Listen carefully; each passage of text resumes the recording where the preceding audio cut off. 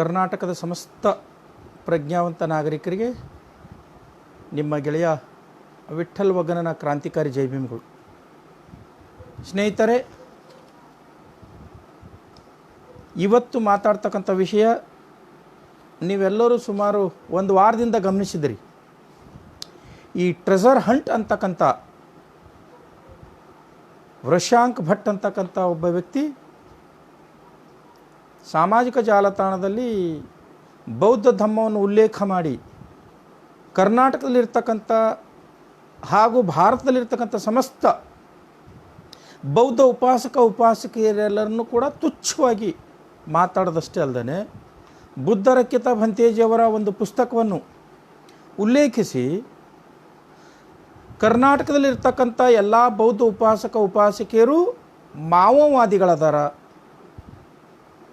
ಮತ್ತು ಎಲ್ಲ ಬೌದ್ಧ ಉಪಾಸಕಿಯರು ನೆಕ್ಸಲೆಟ್ಸ್ ಅದಾರ, ಮಾರ್ಕ್ಸ್ವಾದಿಗಳದಾರ ಅಂತಕ್ಕಂಥ ಪದಬಳಕೆಯನ್ನು ಮಾಡೋದ್ರ ಮೂಲಕ ಉದ್ದಟತನದಿಂದ ವಿಷಯವನ್ನು ಸಾಮಾಜಿಕ ಜಾಲತಾಣದಲ್ಲಿ ಹರಿಬಿಟ್ಟಿರ್ತಕ್ಕಂಥ ಈ ವೃಷಾಂಕ್ ಭಟ್ಟ ಅಂತಕ್ಕಂಥ ಜುಟ್ಟನಿಗೆ ತಕ್ಕ ಉತ್ತರ ಕೊಡಲು ನಾನು ಇವತ್ತಿನ ದಿವಸ ಲೈವ್ ಬರ್ತಾಯಿದ್ದೀನಿ. ಸ್ನೇಹಿತರೆ, ನಮ್ಮ ಜನಪದ ಸಾಹಿತ್ಯದಲ್ಲಿ ಒಂದು ಮಾತು ಬರುತ್ತೆ, ಏನಂದರೆ ಮೀರದಕ್ಕೆ ಒಬ್ಬ ಮೇರಾ ಸಾಬ್ ಇರ್ತಾನ ಅಂತ, ಮೀರದಕ್ಕೆ ಒಬ್ಬ ಮೇರಾ ಸಾಬ್ ಇರ್ತಾನ ಅಂತ. ಹಂಗೆ ಕರ್ನಾಟಕದಲ್ಲಿ ಬಾಬಾ ಸಾಹೇಬ್ ಡಾಕ್ಟರ್ BR ಅಂಬೇಡ್ಕರ್ ಅವರ ವಿಚಾರಧಾರೆಗಳ ಮೇಲೆ, ಬೌದ್ಧ ಧಮ್ಮದ ಸಿದ್ಧಾಂತಗಳ ಮೇಲೆ, ನನ್ನ ಶೋಷಿತ ಸಮಾಜದ ಮೇಲೆ, ಭಾರತದ ಸಂವಿಧಾನದ ಮೇಲೆ ಈ ಮನುವಾದಿಗಳಿಂದ ಬೌದ್ಧಿಕವಾಗಿರ್ತಕ್ಕಂಥ ದೌರ್ಜನ್ಯ ಎಸಗಿದಾಗ ಅಂಥ ಭಂಡ ಜನರಿಗೆ ದಾಖಲೆ ಸಮೇತ ತಕ್ಕದಾಗಿರ್ತಕ್ಕಂಥ ತಕ್ಕ ಸಮಯಕ್ಕೆ ಉತ್ತರ ಕೊಡ್ತಕ್ಕಂಥ ಒಬ್ಬ ಮೀರಾ ಸಾಹೇಬ್ ಬಾಬಾ ಸಾಹೇಬ್ರ ಒಬ್ಬ ವಿದ್ಯಾರ್ಥಿ ವಿಠ್ಠಲ್ ವಗ್ಗನ ಕರ್ನಾಟಕದಲ್ಲಿ ಅದಾನ ಅಂತಕ್ಕಂಥದ್ದು ಆ ಭಂಡರು ನೆನಪಿಸ್ಕೋಬೇಕು ಅಂತಕ್ಕಂಥ ಮಾತನ್ನು ಹೇಳುತ್ತೆ. ಒಬ್ಬ ಭಟ್ಟನಿಗೆ ನೀರಿಳಿಸಿದ್ದು ಇನ್ನೂ 15-20 ದಿವಸ ಆಗಿದ್ದಿಲ್ಲ. ಈಗ ಮತ್ತೊಬ್ಬ ವೃಷಾಂಕ ಭಟ್ಟ ಅಂತಕ್ಕಂಥ ಅವಿವೇಕಿ ಸಾಮಾಜಿಕ ಜಾಲತಾಣದಲ್ಲಿ ಒಬ್ಬ ಬಾಡಿಗೆ ಭಾಷಣಕಾರನಾಗಿ ತನ್ನ ತೀಟಿಯನ್ನು ತೀರಿಸಿಕೊಂಡಿದ್ದಾನೆ. ಸ್ನೇಹಿತರೆ, ನಾನು ಮತ್ತೊಮ್ಮೆ ಇಡೀ ಕರ್ನಾಟಕದಲ್ಲಿರ್ತಕ್ಕಂಥ ಇಂಥ ಮನುವಾದಿಗಳಿಗೆ ಚಾಲೆಂಜ್ ಮಾಡ್ತಾ ಇದ್ದೇನೆ. ನೀವು ನಿಜವಾದೂ ನಿಮ್ಮ ಅಪ್ಪನಿಗೆ ಹುಟ್ಟಿದ್ದೇ ಆದರೆ, ನಿಮ್ಮಲ್ಲಿ ತಾಯಿ ತಂದೆಯ ರಕ್ತ ಹರಿತಿದ್ದಿದ್ದೇ ಆದರೆ, ನೀವು ಗಾಳಿಯಲ್ಲಿ ಸಂವಿಧಾನದ ಕುರಿತು ಅವಹೇಳನಕಾರಿ ಬಾಬಾ ಸಾಹೇಬರ ವಿಚಾರಧಾರೆಯ ಮೇಲೆ ನಿಮ್ಮ ಬಂದೂಕು ಇಟ್ಟು ಯಾರಿಗೆ ಹೊಡಿತಕ್ಕಂಥದ್ದು, ಬೌದ್ಧ ಧಮ್ಮ ಮತ್ತು ಬೌದ್ಧ ಉಪಾಸಕರ ಬಗ್ಗೆ ತುಚ್ಛವಾಗಿ ಮಾತಾಡ್ತಕ್ಕಂಥದ್ದು ಸಾಮಾಜಿಕ ಜಾಲತಾಣ ಬೇಡ್ರಪ್ಪ. ಜಾಗ ನಿಮ್ಮದಿರಲಿ, ಜನ ನಿಮ್ಮದಿರಲಿ, ನಿಮ್ಮ ಧಾರ್ಮಿಕ ಗ್ರಂಥಗಳ ಬಗ್ಗೆ ಮಾತಾಡೋಣ, ಸಂವಿಧಾನದ ಬಗ್ಗೆ ಮಾತಾಡೋಣ, ಬಾಬಾ ಸಾಹೇಬರು ಈ ದೇಶಕ್ಕೆ ಕೊಟ್ಟಿರ್ತಕ್ಕಂಥ ಕೊಡುಗೆ ಬಗ್ಗೆ ಮಾತಾಡೋಣ, ಬೌದ್ಧ ಧಮ್ಮದ ಬಗ್ಗೆ ಮಾತಾಡೋಣ, ಈ ದೇಶಕ್ಕೆ ಬೌದ್ಧ ಉಪಾಸಕಿಯರ ಕೊಡುಗೆಯ ಬಗ್ಗೆ ಮಾತಾಡೋಣ. ದಾಖಲೆ ಸಹಿತ ಎಳೆಯಾಗಿ ಬಿಚ್ಚಿಡ್ತೀನಿ. ಅದನ್ನು ಬಿಟ್ಟುಬಿಟ್ಟು ಅವಿವೇಕಿಗಳ ಥರ ಸಾಮಾಜಿಕ ಜಾಲತಾಣದಲ್ಲಿ ಯಾರನ್ನೂ ದೃಷ್ಟಿಕೋನದಲ್ಲಿ ಇಟ್ಟುಕೊಂಡು ಯಾವುದೋ ಒಂದು ಸಂಸ್ಕೃತಿಯನ್ನು, ಯಾವುದೋ ಒಂದು ಜನಾಂಗವನ್ನು, ಯಾವುದೋ ಜನಾಂಗ ಅನ್ನೋದಕ್ಕಿಂತಲೂ ಈ ದೇಶದ ಮೂಲ ನಿವಾಸಿಗಳನ್ನು, ಈ ದೇಶದ ಮೂಲ ಭಾರತೀಯರನ್ನು ಮತ್ತು ಈ ದೇಶಕ್ಕಾಗಿ ತಮ್ಮ ತನು ಮನ ಧನ ಪ್ರಾಣವನ್ನು ತ್ಯಾಗ ಮಾಡಿರ್ತಕ್ಕಂಥ ಜನಾಂಗದ ಬಗ್ಗೆ ತುಚ್ಛವಾಗಿ ಮಾತಾಡ್ತಕ್ಕಂಥ ಮಧ್ಯ ಏಷ್ಯಲಿಂದ ಅಲಿಮಾರಿಗಳಾಗಿ ಬಂದಿರತಕ್ಕಂಥ ಈ ಆರ್ಯ ಬ್ರಾಹ್ಮಣರು ಇವತ್ತಿನ ದಿವಸ ಅವರಿಗೆ ತಕ್ಕದಾಗಿರ್ತಕ್ಕಂಥ ಉತ್ತರ ಕೊಡಲು ನಾನು ಲೈವ್ ಬರ್ತಾ ಇದ್ದೀನಿ. ಸ್ನೇಹಿತರೆ, ನಾನಿಲ್ಲಿ ಹೋಶ್ ಮತ್ತು ಹವಾಶದಲ್ಲಿ ಆರ್ಯ ಬ್ರಾಹ್ಮಣರು ಅಂತಕ್ಕಂಥ ಪದ ಬಳಕೆ ಮಾಡ್ತಾ ಇದ್ದೇನೆ. ಬ್ರಾಹ್ಮಣರು ಅಂತ ಅಲ್ಲ. ಕಾರಣ, ಬ್ರಾಹ್ಮಣರಲ್ಲೂ ಕೂಡ ಕುದುಮಲ ರಂಗರಾಯರಂಥವ್ರು, ಆರ್ ಗೋಪಾಲಸ್ವಾಮಿ ಅಯ್ಯಂಗಾರರಂಥವರು, ಸಾಕಷ್ಟು ಜನ ಬ್ರಾಹ್ಮಣರು ಕೂಡ ನಾನು ಬಲ್ಲೆನು. ಸಮಾಜಕ್ಕಾಗಿ ಚಿಂತನೆ ಮಾಡಿರ್ತಕ್ಕಂಥ, ಹೋರಾಟ ಮಾಡಿರ್ತಕ್ಕಂಥ ಜನರನ್ನು, ಬ್ರಾಹ್ಮಣ ಜನರನ್ನು. ಆದರೆ ಅವರನ್ನು ಅನುಲಕ್ಷಿಸಿ ಮಾತಾಡ್ತಾ ಇಲ್ಲ. ಈ ಸ್ವಸ್ಥ ಸಮಾಜದ ಸಾಮಾಜಿಕ ಸಾಮರಸ್ಯವನ್ನು ಹಾಳು ಮಾಡ್ತಕ್ಕಂಥ, ಬಹುಸಂಸ್ಕೃತಿಯ ಮೇಲೆ ವೈಚಾರಿಕ ದೌರ್ಜನ್ಯ ಮಾಡುತ್ತಲಿರ್ತಕ್ಕಂಥ ಈ ಭಂಡ ಆರ್ಯ ಬ್ರಾಹ್ಮಣರಿಗೆ ತಕ್ಕ ಉತ್ತರ ಕೊಡಲು ನಾನು ಬರ್ತಾ ಇದ್ದೇನೆ ಮತ್ತು ಚಾಲೆಂಜ್ ಮಾಡ್ತಾ ಇದ್ದೀನಿ. ದಯವಿಟ್ಟು ಜೂಮ್ ಮೀಟಿಂಗ್ ಆಗಿರ್ಬೋದು, ಲೈವ್ದಲ್ಲಿ ಟಿ ವಿ ಡೆಬೇಟ್ ಆಗಿರ್ಬೋದು, ನನ್ನನ್ನು ಕರೀರಿ, ಗೊತ್ತಾಗುತ್ತೆ ನಿಮ್ಮ ಯೋಗ್ಯತೆ ಅನ್ನತಕ್ಕಂಥದ್ದನ್ನು ಮಾತನ್ನು ಹೇಳ್ತಾ, ಇವತ್ತಿನ ದಿವಸ ಸ್ನೇಹಿತರೆ, ಈ hunting with treasure Hunt with Vrishank Bhat ಅಂತಕ್ಕಂಥ ಅವಿವೇಕಿಗೆ ಎಳೆಯಾಗಿ ದಾಖಲಿಸೇತ ಉತ್ತರ ಕೊಡುತ್ತಾ ಇದ್ದೇನೆ.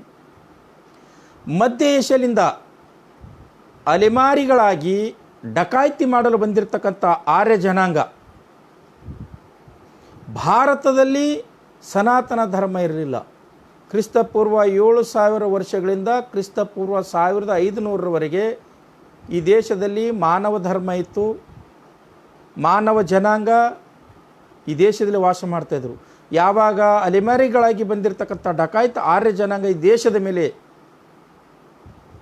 ಆಕ್ರಮಣ ಮಾಡೋದರ ಮೂಲಕ ಭೌತಿಕ ಸಂಕತನಗಳನ್ನು ಸರ್ವನಾಶ ಮಾಡಿ ಬೌದ್ಧ ಧರ್ಮವನ್ನು ವಿಧ್ವಂಸ ಮಾಡಿದ್ರು. ಬೌದ್ಧಿಕ ಸಂಕತನಗಳ ಮೇಲೆ ದೌರ್ಜನ್ಯಗಳ ಎಸಗುಳದ ಮೂಲಕ ಅವನ್ನು ರೂಪಾಂತರಿಸಿಕೊಂಡು ಸನಾತನಿ ಸಿದ್ಧಾಂತಗಳಂತೇಳಿ ಏನು ರೂಪಾಂತರಿಸಿಕೊಂಡಿದ್ದಾರೋ ಅವುಗಳನ್ನು ಎಳೆಯಾಗಿ ಬಿಚ್ಚಿಡಲು ಬಂದಿದ್ದೇನೆ. ಮಿಸ್ಟರ್ ಭಟ್ ಅವರೇ, ನಿಮ್ಮ ಮೂಲ ಸಿದ್ಧಾಂತಗಳನ್ನು, ನಿಮ್ಮ ಮೂಲ ಧಾರ್ಮಿಕ ಗ್ರಂಥಗಳನ್ನು ಅವಲೋಕನ ಮಾಡಿ. ಎಷ್ಟು ಕಲುಷಿತಗೊಂಡಿವೆ, ಎಷ್ಟು ಕಾಲ್ಪನಿಕವಾಗಿವೆ, ಎಷ್ಟು ಸಮಾಜಕ್ಕೆ ವಿರೋಧಿಯಾಗಿವೆ, ಮತ್ತು ಎಷ್ಟು ಬಾಲಿಶತನದಿಂದ ಕೂಡಿವೆ, ಮತ್ತು ಯಾವ ರೀತಿ ಆ ತತ್ವ ಸಿದ್ಧಾಂತಗಳಲ್ಲಿ ಬೌದ್ಧ ಧರ್ಮದ ತತ್ವ ಸಿದ್ಧಾಂತಗಳು ಹೈಜಾಕ್ ಮಾಡಿಕೊಂಡಿದ್ದಾರೆ ಅನ್ನೋದು ನಿಮಗೆ ಮನವರಿಕೆ ಆಗುತ್ತೆ. ಅದು ಬಿಟ್ಟುಬಿಟ್ಟು ಅಧ್ಯಯನ ಇರದೇ ವೆಲ್ ಟ್ರೈನ್ಡ್ ಆಗಿ ಒಂದು ತರಬೇತಿ ಪಡೆದು ಬಂದು ಈ ರೀತಿ ಸಾಮಾಜಿಕ ಜಾಲತಾಣದಲ್ಲಿ ನಿನ್ನ ಭಂಡತನ ತೋರ್ತಕ್ಕಂಥದಕ್ಕೆ ಸುಮ್ಮನೆ ಬಿಡ್ಲಿಕ್ಕೆ ನಾವೇನು ನಿಮ್ಮಂತೆ ಹಣೆಯಿಂದ ಹುಟ್ಟಿರ್ತಕ್ಕಂಥ, ಭುಜದಿಂದ ಹುಟ್ಟಿರ್ತಕ್ಕಂಥ, ತೊಡೆಯಿಂದ ಹುಟ್ಟಿರ್ತಕ್ಕಂಥ ಷಂಡರಲ್ಲ. ನಾವು ನಮ್ಮ ತಾಯಿ ತಂದೆಯ ಉದರಿಂದ ಜನಿಸಿರ್ತಕ್ಕಂಥ ಪುಂಡರಿದ್ದೀವಿ, ನಾವು ಗಂಡರಿದ್ದೀವಿ. ಅದಕ್ಕಾಗಿ ನಿಮ್ಮಂಥ ಭಂಡರಿಗೆ ಇವತ್ತು ಮಾತು ಉತ್ತರ ಕೊಡ್ತಾ ಇದ್ದೀನಿ. ಸ್ನೇಹಿತರೆ, ಈ ಸನಾತನ ಧರ್ಮೀಯರು ಮೂಲ ಸಿದ್ಧಾಂತಗಳು ಇವರ ಧಾರ್ಮಿಕ ಗ್ರಂಥಗಳಲ್ಲಿ ಎಲ್ಲೂ ಕೂಡ ಇಲ್ಲ. ಅವೆಲ್ಲೂ ಕೂಡ ಬೌದ್ಧ ಧರ್ಮದಲ್ಲಿರ್ತಕ್ಕಂಥ 4 ಆರ್ಯ ಸತ್ಯಗಳನ್ನು ಹೈಜಾಕ್ ಮಾಡಿಕೊಂಡಿದ್ದಾರೆ. ಅಷ್ಟಾಂಗ ಮಾರ್ಗ ಹೈಜಾಕ್ ಮಾಡಿಕೊಂಡಿದ್ದಾರೆ. 26 ವಗ್ಗಗಳು ಹೈಜಾಕ್ ಮಾಡ್ಕೊಂಡಿದ್ದಾರೆ. ಧಮ್ಮಪದ ಹೈಜಾಕ್ ಮಾಡ್ಕೊಂಡಿದ್ದಾರೆ. 54 ಮಹಾಮಂಗಳ ಸುತ್ತಗಳು ಹೈಜಾಕ್ ಮಾಡ್ಕೊಂಡಿದ್ದಾರೆ. ಅಷ್ಟೇ ಅಲ್ಲ, ವಿನಯ ಪೀಠಕ, ಸುತ್ತು ಪೀಠಕ, ಅಭಿಧಮ್ಮ ಪೀಠಗಳಲ್ಲಿರ್ತಕ್ಕಂಥ ಎಲ್ಲ ಸಾತ್ವಿಕ ಅಂಶಗಳನ್ನು ಹೈಜಾಕ್ ಮಾಡಿಕೊಂಡಿದ್ದಾರೆ. ಇವು ಅಷ್ಟೇ ಅಲ್ಲದೇ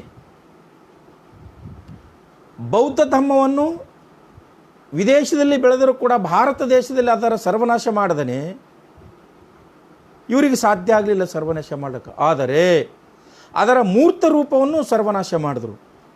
ಅದರ ಮೂರ್ತ ರೂಪ, ಬೌದ್ಧ ಧರ್ಮದ ಮೂರ್ತ ರೂಪವನ್ನು ಸರ್ವನಾಶ ಮಾಡಿದ್ದಾರೆ.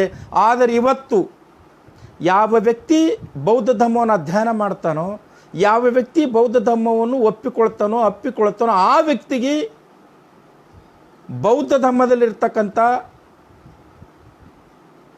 ಈ ಮೂರ್ತ ರೂಪದ ಅಂಶಗಳು ಬ್ರಾಹ್ಮಣೀಕರಣಗೊಳಿಸಿಕೊಳ್ಳೋದ್ರ ಮೂಲಕ ಸನಾತನವಾದಿಗಳು ಅದನ್ನು ತಮ್ಮದಾಗಿಸಿಕೊಂಡು ರೂಪಾಂತರಿಸಿಗೊಳಿಸಿಕೊಂಡು ಅಮೂರ್ತ ರೂಪದಲ್ಲಿ ಹೇಗೆ ಜೀವಂತಿಟ್ಟಿದ್ದಾರಲ್ಲಕ್ಕೆ 3 ಎಕ್ಸಾಂಪಲ್ ಕೊಡ್ತೇನೆ. ಬ್ರಾಹ್ಮಣರು ಯಾರು ಯೋಗಪಟುಗಳಲ್ಲ. ಬೌದ್ಧ ಧರ್ಮದಲ್ಲಿರ್ತಕ್ಕಂಥ ಯೋಗವನ್ನು ಹೈಜಾಕ್ ಮಾಡಿಕೊಂಡು ಅದನ್ನು ರೂಪಾಂತರಿಸಿಕೊಂಡಿದ್ದಾರೆ. ಬೌದ್ಧ ಧರ್ಮದಲ್ಲಿರ್ತಕ್ಕಂಥ ಧ್ಯಾನವನ್ನು ರೂಪಾಂತರಿಸಿಕೊಂಡು ಅದನ್ನು ಹೈಜಾಕ್ ಮಾಡಿಕೊಂಡಿದ್ದಾರೆ. ಬೌದ್ಧ ಧರ್ಮದಲ್ಲಿರ್ತಕ್ಕಂಥ ವಿಪಸ್ಸನಾವನ್ನು ಹೈಜಾಕ್ ಮಾಡಿಕೊಂಡು ಅದನ್ನು ರೂಪಾಂತರಿಸಿಕೊಂಡಿದ್ದಾರೆ. ಇದಷ್ಟೇ ಅಲ್ಲದೇ ಸ್ನೇಹಿತರೆ, ಇವಷ್ಟೇ ಅಲ್ಲ, ಇನ್ನೂ ಸಮೀಪ ಇರ್ತಕ್ಕಂಥ ಒಂದು ಎಕ್ಸಾಂಪಲ್ ನಿಮಗೆ ಕೊಡ್ತೀನಿ. ಈ ಸನಾತನವಾದಿಗಳಿಗೆ ಅಥವಾ ಇಂಥ ಮನುವಾದಿಗಳಿಗೆ, ಭಟ್ಟನಂಥ ಮನುವಾದಿಗಳಿಗೆ, ವೃಷಾಂಕ ಭಟ್ಟನಂಥ ಮನುವಾದಿಗಳಿಗೆ ಅಥವಾ ಇವರ ಪೂರ್ವಜರಿಗೆ ನಿಜವಾಗಲೂ ಕೂಡ ಅಂಥ ತತ್ವಸಿದ್ಧಾಂತ, ಬದ್ಧತೆಯ ಜ್ಞಾನ, ಅಧ್ಯಯನ, ಹೃದಯ ವೈಶಾಲ್ಯತೆ ನಿಜವಾಗದೂ ಇದ್ದದ್ದೇ ಆದರೆ ಮೂರ್ಖ. ದ್ವಾಪಾರ ಯುಗದಲ್ಲಿ, ತ್ರೇತಾಯುಗದಲ್ಲಿ ನಿಮ್ಮ ಪೂರ್ವಜರು ಯಾರಾದರೂ ರಾಮಾಯಣ ಬಳಿಬೇಕಾಗಿತ್ತು? ವಾಲ್ಮೀಕಿ ಅಂತಕ್ಕಂಥ ಬೇಡ ಸಮುದಾಯದ ಒಬ್ಬ ಋಷಿಯಿಂದ ರಾಮಾಯಣ ಬರೆಸ್ಕೊಂಡಿರ್ತಕ್ಕಂಥ ಪಾಖಂಡಿಗಳು ನೀವುಗಳು. ದ್ವಾಪಾರ ಯುಗದಲ್ಲಾದರೂ ಕೂಡ ನಿಮ್ಮ ಪೂರ್ವಜರು ನೀನು ಹೇಳಿದ ಹಾಗೆ ಇಂಟೆಲೆಕ್ಚುಯಲ್ಸ್ ಇದ್ದರು, ಜ್ಞಾನಿಗಳಿದ್ದರು, ಬುದ್ಧಿವಂತರಿದ್ದರು ಅಂದರೆ ದ್ವಾಪಾರ ಯುಗದಲ್ಲಾದರೂ ಕೂಡ ಮಹಾಭಾರತ ಬರೆದುಕೊಳ್ಬೇಕಾಗಿತ್ತು. ಆದರೆ ದ್ವಾಪಾರ ಯುಗದಲ್ಲಿ ಬೋವಿ ಸಮಾಜದ ವ್ಯಾಸ ಅಂತಕ್ಕಂಥ ಒಬ್ಬ ಬೋಯಿತಿಯ ಮಗ ಬೋವಿ ಸಮಾಜದ ವ್ಯಕ್ತಿ ನಿಮಗೆ ಮಹಾಭಾರತ ಬರೆದುಕೊಟ್ಟರು. ಅಷ್ಟೇ ಅಲ್ಲ, ಅವಿವೇಕಿ ಸಂವಿಧಾನ ರಚನಾ ಸಮಿತಿ ಸಭೆಯಲ್ಲಿ 295 ಜನರಲ್ಲಿ ಭಾಗಶಃ ನಿಮ್ಮ ಸಮಾಜದ ನಿಮ್ಮ ಪೂರ್ವಜರಿದ್ದಾಗ್ಯೂ ಕೂಡ ಒಬ್ಬನಿಗೂ ಕೂಡ ಭಾರತದ ಸಂವಿಧಾನ ಬರೀತಕ್ಕಂಥ ಯೋಗ್ಯತೆ ಇದ್ದಿದ್ದಿಲ್ಲ. ಆದರೆ ನಮ್ಮಪ್ಪ ಬಾಬಾ ಸಾಹೇಬ್ ಡಾಕ್ಟರ್ BR ಅಂಬೇಡ್ಕರ್ ಅವರು ಈ ದೇಶದ ಬಹುಸಂಸ್ಕೃತಿಯ ಭಾರತ ದೇಶಕ್ಕೆ ತಕ್ಕುದಾದಂಥ, ಬಹುಸಂಸ್ಕೃತಿಯ ಭಾರತ ದೇಶಕ್ಕೆ ಕಲ್ಯಾಣ ಆಗ್ತಕ್ಕಂಥ, ಎಲ್ಲರಿಗೂ ಕೂಡ ಸ್ವಾತಂತ್ರ್ಯ, ಸಮಾನತೆ ಮತ್ತು ಪ್ರಾತಿನಿಧ್ಯತೆ ಇರತಕ್ಕಂಥ ಸಂವಿಧಾನ ಬರೆದು ಕೊಟ್ಟಿರ್ತಕ್ಕಂಥ ಗಂಡು ನಮ್ಮಪ್ಪ ಬಾಬಾ ಸಾಹೇಬ್ ಡಾಕ್ಟರ್ BR ಅಂಬೇಡ್ಕರ್. ಅವರ ಶ್ರಮದ ಫಲಾನುಭವಿಗಳು ನೀನು ಮತ್ತು ನಿನ್ನ ಪೂರ್ವಜರು, ನಿನ್ನ ಕುಟುಂಬ ಅಂತಕ್ಕಂಥದನ್ನು ಮರಿಬೇಡ ಅಂತಕ್ಕಂಥ ಮಾತನ್ನು ಹೇಳ್ತಾ ಇದ್ದೀನಿ. ಇನ್ನು ಸ್ನೇಹಿತರೆ, ಆ ವ್ಯಕ್ತಿ ಹೇಳ್ತಾನೆ, ಈ ದೇಶದಲ್ಲಿ ನಿಜವಾದ ಬುದ್ಧಿವಂತರು ಯಾರಾದರಿದ್ದರೆ ಸನಾತನವಾದಿಗಳು ಮತ್ತು ಆರ್ಯರು ಅಂತಕ್ಕಂಥದ್ದು. ಇಲ್ಲಿ 2 ಪದಗಳ ಬಳಕೆ ಮಾಡ್ತೀವಿ, ಆರ್ಯ ಮತ್ತು ಆರ್ಯ. ಆ ಬರೆದು ರಕ್ ಏದು ಒತ್ತಕ್ಷರ ಕೊಟ್ಟರೆ ಆರ್ಯ. ತಥಾಗತ ಗೌತಮ ಬುದ್ಧರು ಹೇಳಿರ್ತಕ್ಕಂಥದ್ದು ಅಥವಾ ಇವತ್ತು ಪದ ಬಳಕೆಯಲ್ಲಿರ್ತಕ್ಕಂಥದ್ದು, ಸಮಾಜದಲ್ಲಿ ಬಳಕೆಯಲ್ಲಿರ್ತಕ್ಕಂಥದ್ದು ಆರ್ಯ. ಆ ಬರೆದು ಯ ಬರೆದು ರಕಾರ ಒತ್ತ ಕೊಟ್ಟಿರ್ತಕ್ಕಂಥದ್ದು. ಆರ್ಯ ಅಂದರೆ ಸಾಧು, ಸಜ್ಜನ, ಜ್ಞಾನಿ ಮತ್ತು ಗುರು, ತಪಸ್ವಿ ಅಂತಕ್ಕಂಥದ್ದು. ಸ್ನೇಹಿತರೆ, ಈ ವ್ಯಕ್ತಿಗೆ ಹೇಳ್ತೇನೆ, ನಿನ್ನ ಸಮುದಾಯದಲ್ಲಿ ಒಂದು ವೇಳೆ ತಪಸ್ಸು ಮಾಡ್ತಕ್ಕಂಥ ತಾಕತ್ತಿತ್ತಂದ್ರೆ, ನಿನ್ನ ಸಮುದಾಯದಲ್ಲಿ ಗುರುಸ್ಥಾನವನ್ನು ಪಡಿತಕ್ಕಂಥ ಜನಾಂಗದಲ್ಲಿ ಆ ಶಕ್ತಿ ಇದ್ದಿದ್ದೇ ಆದರೆ, ಋಷಿ ಮೂಲವನ್ನು ನೋಡಿದಾಗ ನಿನ್ನ ಅವಿವೇಕಿತನ, ನಿನ್ನ ಪೂರ್ವಜರ ಪಾಖಂಡಿತನ, ನಿನ್ನ ಪೂರ್ವಜರ ದಡ್ಡತನ ನಿನಗೆ ಎದ್ದು ಕಾಣುತ್ತೆ. ಕಾರಣ ಏನಂದರೆ, ಇವತ್ತಿನ ದಿವಸ ಈ ಸನಾತನವಾದಿಗಳು ಗೋತ್ರಗಳು ಇಟ್ಟುಕೊಂಡಿದ್ದಾರಲ್ಲ, ಈ ಗೋತ್ರಗಳು ಇಟ್ಟುಕೊಂಡಿರ್ತಕ್ಕಂಥವರಲ್ಲಿ ಭಾಗಶಃ SC ST OBC ಜನಾಂಗದ ಋಷಿಮುನಿಗಳು ಗೋತ್ರಗಳು ಇವರು ಇಟ್ಟುಕೊಂಡಿದ್ದಾರೆ. ಉದಾಹರಣೆಗಾಗಿ ವಾಲ್ಮೀಕಿ ಗೋತ್ರದವರು. ವಾಲ್ಮೀಕಿ ಯಾರು? ವಾಲ್ಮೀಕಿ ಬೇಡ. ಮಾರ್ಕಂಡೇಯ ಯಾರು? ಮಾರ್ಕಂಡೇಯ ಮಾದಿಗ. ಸಾಂಖ್ಯ ಯಾರು? ಸಾಂಖ್ಯ ಗೋತ್ರದವರಿದ್ದಾರೆ, ಸಾಂಖ್ಯ ಹೊಲೆಯ. ಕಶ್ಯಪ ಯಾರು? ಕಶ್ಯಪ ಕಂಬಾರ, ಬ್ರಾಹ್ಮಣನಲ್ಲ. ಅಗಸ್ತ್ಯ ಯಾರು? ಅಗಸ್ತ್ಯ ಕಬ್ಬಿಲ, ಅಂದರೆ ಬೋವಿ ಸಮಾಜವ, ಬ್ರಾಹ್ಮಣಲ್ಲ. ವ್ಯಾಸ ಬೇಡ ಸಮಾಜದವ. ವಸಿಷ್ಠ ಡೊಂಬರ ಸಮಾಜದವ. ಕೌಂಡಿನ್ಯ ನಾವಿದ. ವಿಶ್ವಾಮಿತ್ರ ಕ್ಷತ್ರಿಯ. ಹೀಗೆ ನಾವೆಲ್ಲ ಋಷಿಗಳನ್ನು ಎಳೆಯಾಗಿ ಈ ಪೌರಾಣಿಕವಾಗಿರ್ತಕ್ಕಂಥ ಋಷಿಗಳಾಗಿರ್ಬೋದು ಅಥವಾ ಧಾರ್ಮಿಕವಾಗಿರ್ತಕ್ಕಂಥ ಋಷಿಗಳ ಮೂಲವನ್ನು ಹುಡುಕುತ್ತಾ ಹೋದಾಗ ಈ ಎಲ್ಲ ಋಷಿಗಳು ಕೂಡ ಇದರಲ್ಲಿ ಬ್ರಾಹ್ಮಣರು ಯಾರೂ ಇಲ್ಲ. ಹಾಗಿದ್ದ ಮೇಲೆ ಈ ಆರ್ಯ ಅಂತಕ್ಕಂಥ ಪದ ಬಳಕೆ ಈ ದೇಶದ ಮೂಲ ನಿವಾಸಿ, ಮೂಲ ಭಾರತೀಯ ಜನಾಂಗಕ್ಕೆ ಬಳಕೆ ಮಾಡಿರ್ತಕ್ಕಂಥದ್ದು ವಿನ ಅದು ಮಧ್ಯ ಏಷ್ಯಾದಿಂದ ಆಹಾರಕ್ಕಾಗಿ ಅಲೆಮಾರಿಗಳಾಗಿ ಓಡಿ ಬಂದಿರತಕ್ಕಂಥ ಈ ಜನಾಂಗಕ್ಕಲ್ಲ ಅಂತಕ್ಕಂಥದ್ದನ್ನು ನೀನು ಮನವರಿಕೆ ಮಾಡಿಕೊಡಬೇಕು. ಇನ್ನೂ ಒಂದು ವೇಳೆ ಬೌದ್ಧ ಧರ್ಮದ ಬಗ್ಗೆ, ಬೌದ್ಧ ಉಪಾಸಕರ ಬಗ್ಗೆ ಅಷ್ಟು ಕೀಳವಾಗಿ ಮಾತಾಡ್ತೀಯಲ್ಲಪ್ಪ, ಅದರಲ್ಲಿ ಒಂದು ಕೋಟ್ ಮಾಡ್ತಾನೆ ಅವನು. ಏನಂದರೆ, ಬಸವಣ್ಣನವ್ರನ್ನು ಕೋಟ್ ಮಾಡ್ತಾನೆ. ನಾವು ಬಸವಣ್ಣನ ಅನುಯಾಯಿಗಳಿದ್ದೀವಿ, ಬಸವಣ್ಣನ ತತ್ವ ಸಿದ್ಧಾಂತವನ್ನು ಪ್ರತಿಪಾದನೆ ಮಾಡ್ತೀವಿ ಅಂತಕ್ಕಂಥ ಮಾತನ್ನು. ಮೂರ್ಖ, ಹಳೆ ಮೂರ್ಖ. ಬಸವಣ್ಣನವರು ಒಂದು ಮಾತು ಹೇಳಿದ್ದಾರೆ. ಏನು? ಶರಣರ ಮಹಿಮಾ ತಿಳಿಯದಣ್ಣ, ಶರಣರ ಮಹಿಮಾ ತಿಳಿಯದಣ್ಣ, ಜಾತಿ ಭೇದವಿಲ್ಲ, ಸೂತಕವೇನಿಲ್ಲ, ಅಜಾತಂಗೆ ಕುಲವೇ ಇಲ್ಲವಯ್ಯ, ಕೂಡಲ ಸಂಗಮದೇವ ತಿಳಿದು ಬಸವಣ್ಣನವರು ಹೇಳಿರ್ತಕ್ಕಂಥದ್ದು. ಆದರೆ ಇದು ನಿನಗೆ ಅರ್ಥ ಆಗ್ತದ? ಬಸವಣ್ಣನವರು ಹೇಳಿರ್ತಕ್ಕಂಥದ್ದು ಶರಣರ ಮಹಿಮಾ ತಿಳಿಯದಣ್ಣ, ಜಾತಿ ಭೇದವಿಲ್ಲ, ಸೂತಕವೇನಿಲ್ಲ, ಅಜಾತಂಗೆ ಕುಲವೇ ಇಲ್ಲವಯ್ಯ, ಕೂಡಲ ಸಂಗಮದೇವ ಅಂತಕ್ಕಂಥ ಮಾತನ್ನು ಬಸವಣ್ಣನವರು ಹೇಳಿರ್ತಕ್ಕಂಥದ್ದು. ಆ ಬಸವಣ್ಣನನ್ನು ಸ್ತುತಿಸ್ತಕ್ಕಂಥ ಅವಿವೇಕಿ, ನೀನು ಪೂಜೆ ಮಾಡ್ತಕ್ಕಂಥ, ನೀನು ಗೌರವಿಸ್ತಕ್ಕಂಥ ನಿನ್ನ ಧಾರ್ಮಿಕ ಗ್ರಂಥಗಳಲ್ಲಿ ಜಾತೀಯತೆ ಎದ್ದು ಕಾಣುತ್ತೆ. ನಿನ್ನ ಪೂರ್ವಜರು ಪಾಖಂಡಿ ಪುರೋಹಿತರು ಜಾತೀಯತೆಯನ್ನು ದಾಖಲೀಕರಣ ಮಾಡಿದ್ದಾರೆ. ಉದಾಹರಣೆ, ನಿನಗೆ ದಮ್ಮಿದ್ರೆ ನೀನು ಇದು ಈ ಡಾಕ್ಯುಮೆಂಟ್ರಿಗಳನ್ನು ಬರ್ಕೊಂಡು ನನಗೆ ಪ್ರತ್ಯುತ್ತರ ಕೊಡಬೇಕು, ಯಾವನೇ ಮನುವಾದಿ ಇರಲಿ. ಪಾಖಂಡಿ, ನಿನ್ನ ಋಗ್ವೇದದ ಅಥವಾ ನಿಮ್ಮ ಪೂರ್ವಜರು ಬರೆದಿರ್ತಕ್ಕಂಥ ಋಗ್ವೇದದ 10ನೇ ಮಂಡಲದ 90ನೇ ಸೂಕ್ತದ 12 ಮತ್ತು 13ನೇ ಶ್ಲೋಕ ನೋಡು. ಚಾತುರ್ವರ್ಣಗಳು ನಾನೇ ಸೃಷ್ಟಿ ಮಾಡಿದ್ದೇನೆ, ಚಾತುರ್ವರ್ಣಗಳು ಮಹಾಪುರುಷನ ಹಣೆಯಿಂದ ಹುಟ್ಟಿವೆ ಅಂತಕ್ಕಂಥ ಮಾತನ್ನು ಹೇಳ್ತವೆ. ಅದರಲ್ಲಿ ಬ್ರಾಹ್ಮಣ ಶ್ರೇಷ್ಠ, ಕ್ಷತ್ರಿಯ, ವೈಶ್ಯ, ಶೂದ್ರ ಕೆಳಗಿರಬೇಕು ಅಂತಕ್ಕಂಥ ಮಾತನ್ನು ಹೇಳ್ತಾರೆ. ಹೀಗಿದ್ದ ಮೇಲೆ ನಿನ್ನ ಧಾರ್ಮಿಕ ಗ್ರಂಥಗಳು ಅದು ಹೇಗೆ ಬಸವಣ್ಣನನ್ನು ಪ್ರತಿಪಾದನೆ ಮಾಡುತ್ತವೆ? ಅದಷ್ಟೇ ಅಲ್ಲ, ನಿನ್ನ ಮತ್ತೊಂದು ಗ್ರಂಥ ಹೇಳ್ತೇನೆ. ನಿಮ್ಮ ಪೂರ್ವಜರು ಕಾಲ್ಪನಿಕವಾಗಿ ಸೃಷ್ಟಿ ಮಾಡಿರ್ತಕ್ಕಂಥ ಭಗವದ್ಗೀತೆಯ ಅಧ್ಯಾಯ 4 ಶ್ಲೋಕ 13ರಲ್ಲಿ ನೀನು ಪೂಜೆ ಮಾಡ್ತಕ್ಕಂಥ ವ್ಯಭಿಚಾರಿ ಆಗಿರ್ತಕ್ಕಂಥ ಆ ನಿನ್ನ ದೇವರು ಹೇಳ್ತಾನೆ, ಚಾತುರ್ವರ್ಣಂ ಮಯಾ ಸೃಷ್ಟಂ ಗುಣಕರ್ಮ ವಿಭಾಗಶಃ ಅಂತ. ಏನು? ಚಾತುರ್ವರ್ಣಂ ಮಯಾ ಸೃಷ್ಟಂ ಗುಣಕರ್ಮ ವಿಭಾಗಶಃ ಅಂದರೆ ಚಾತುರ್ವರ್ಣಗಳನ್ನು ನಾನೇ ಸೃಷ್ಟಿ ಮಾಡಿದ್ದೇನೆ, ಗುಣಗಳ ಮತ್ತು ಕರ್ಮಗಳ ಆಧಾರದ ಮೇಲೆ ಅಂತಕ್ಕಂಥ ಮಾತನ್ನು ಹೇಳ್ತಾನೆ ರೀ. ನೋಡ್ರಿ, ಅಂದರೆ ಬ್ರಾಹ್ಮಣ, ಕ್ಷತ್ರಿಯ, ವೈಶ್ಯ, ಶೂದ್ರ ಅಂತಕ್ಕಂಥ ನಾ ಸೃಷ್ಟಿ ಮಾಡೀನಿ. ಇಂಥ ಜಾತಿವಾದಿಯೇ ವ್ಯವಸ್ಥೆ ಮನಸ್ಥಿತಿ ಇರ್ತಕ್ಕಂಥ ನೀನು, ನಿನ್ನ ಪೂರ್ವಜರು ಮತ್ತೆ ಅದು ಹೇಗೆ ಬಸವಣ್ಣನವರ ತತ್ವ ಸಿದ್ಧಾಂತಕ್ಕೆ ಪೂರಕವಾಗುತ್ತಾರೆ? ಅದಷ್ಟೇ ಅಲ್ಲ, ಇನ್ನೂ ಹೇಳ್ತೇನೆ. ಮನುಸ್ಮೃತಿ ಅಧ್ಯಾಯ 1 ಶ್ಲೋಕ 32ರಲ್ಲಿ ಮತ್ತೆ ಅದನ್ನು ಹೇಳ್ತಾರೆ. ಏನು? ಚಾತುರ್ವರ್ಣಗಳು ಮಹಾಪುರುಷನ ಮುಖದಿಂದ ಹುಟ್ಟುದು ಅಂತ. ಇದಷ್ಟಕ್ಕೆ ನಿನಗೆ ಸಮಾಧಾನ ಇಲ್ಲಪ್ಪ. ಇನ್ನೊಂದು ಹೇಳ್ತೀನಿ. ಬಹುಶಃ ಶ್ರೀಮದ್ ಭಗವತ್ ಪುರಾಣ ಅಂತಕ್ಕಂಥದ್ದು, ಶ್ರೀಮದ್ ಭಗವತ್ ಪುರಾಣ ಅಂತಕ್ಕಂಥದ್ದು ಈ ಪುರಾಣಗಳಲ್ಲಿ ಶ್ರೇಷ್ಠವಾಗಿರ್ತಕ್ಕಂಥದ್ದು ಈ ಭಗವತ್ ಪುರಾಣ. ಈ ಭಗವತ್ ಪುರಾಣದ ಪುಟ ಸಂಖ್ಯೆ 887ರಲ್ಲಿ ಪುಟ ಸಂಖ್ಯೆ 887ರಲ್ಲಿ ನಿಮ್ಮ ಭಗವಂತ ಹೇಳ್ತಾನೆ, ಚಾತುರ್ವರ್ಣಗಳು ನಾನೇ ಸೃಷ್ಟಿ ಮಾಡಿದ್ದೇನೆ ಅಂತಕ್ಕಂಥ. ಈ ರೀತಿ ನಿನ್ನ ಋಗ್ವೇದ ತೆಗೆದುಕೊಳ್ಳು, ನಿನ್ನ ಭಗವದ್ಗೀತೆ ತೆಗೆದುಕೊಳ್ಳು, ನಿನ್ನ ಮನುಸ್ಮೃತಿ ತೆಗೆದುಕೊಳ್ಳು, ನಿನ್ನ ಭಾಗವತ ಪುರಾಣ ತೆಗೆದುಕೊಳ್ಳು, ನಿನ್ನ ಯಾಜ್ಞವಲ್ಕ ಸ್ಮೃತಿ ತೆಗೆದುಕೊಳ್ಳು.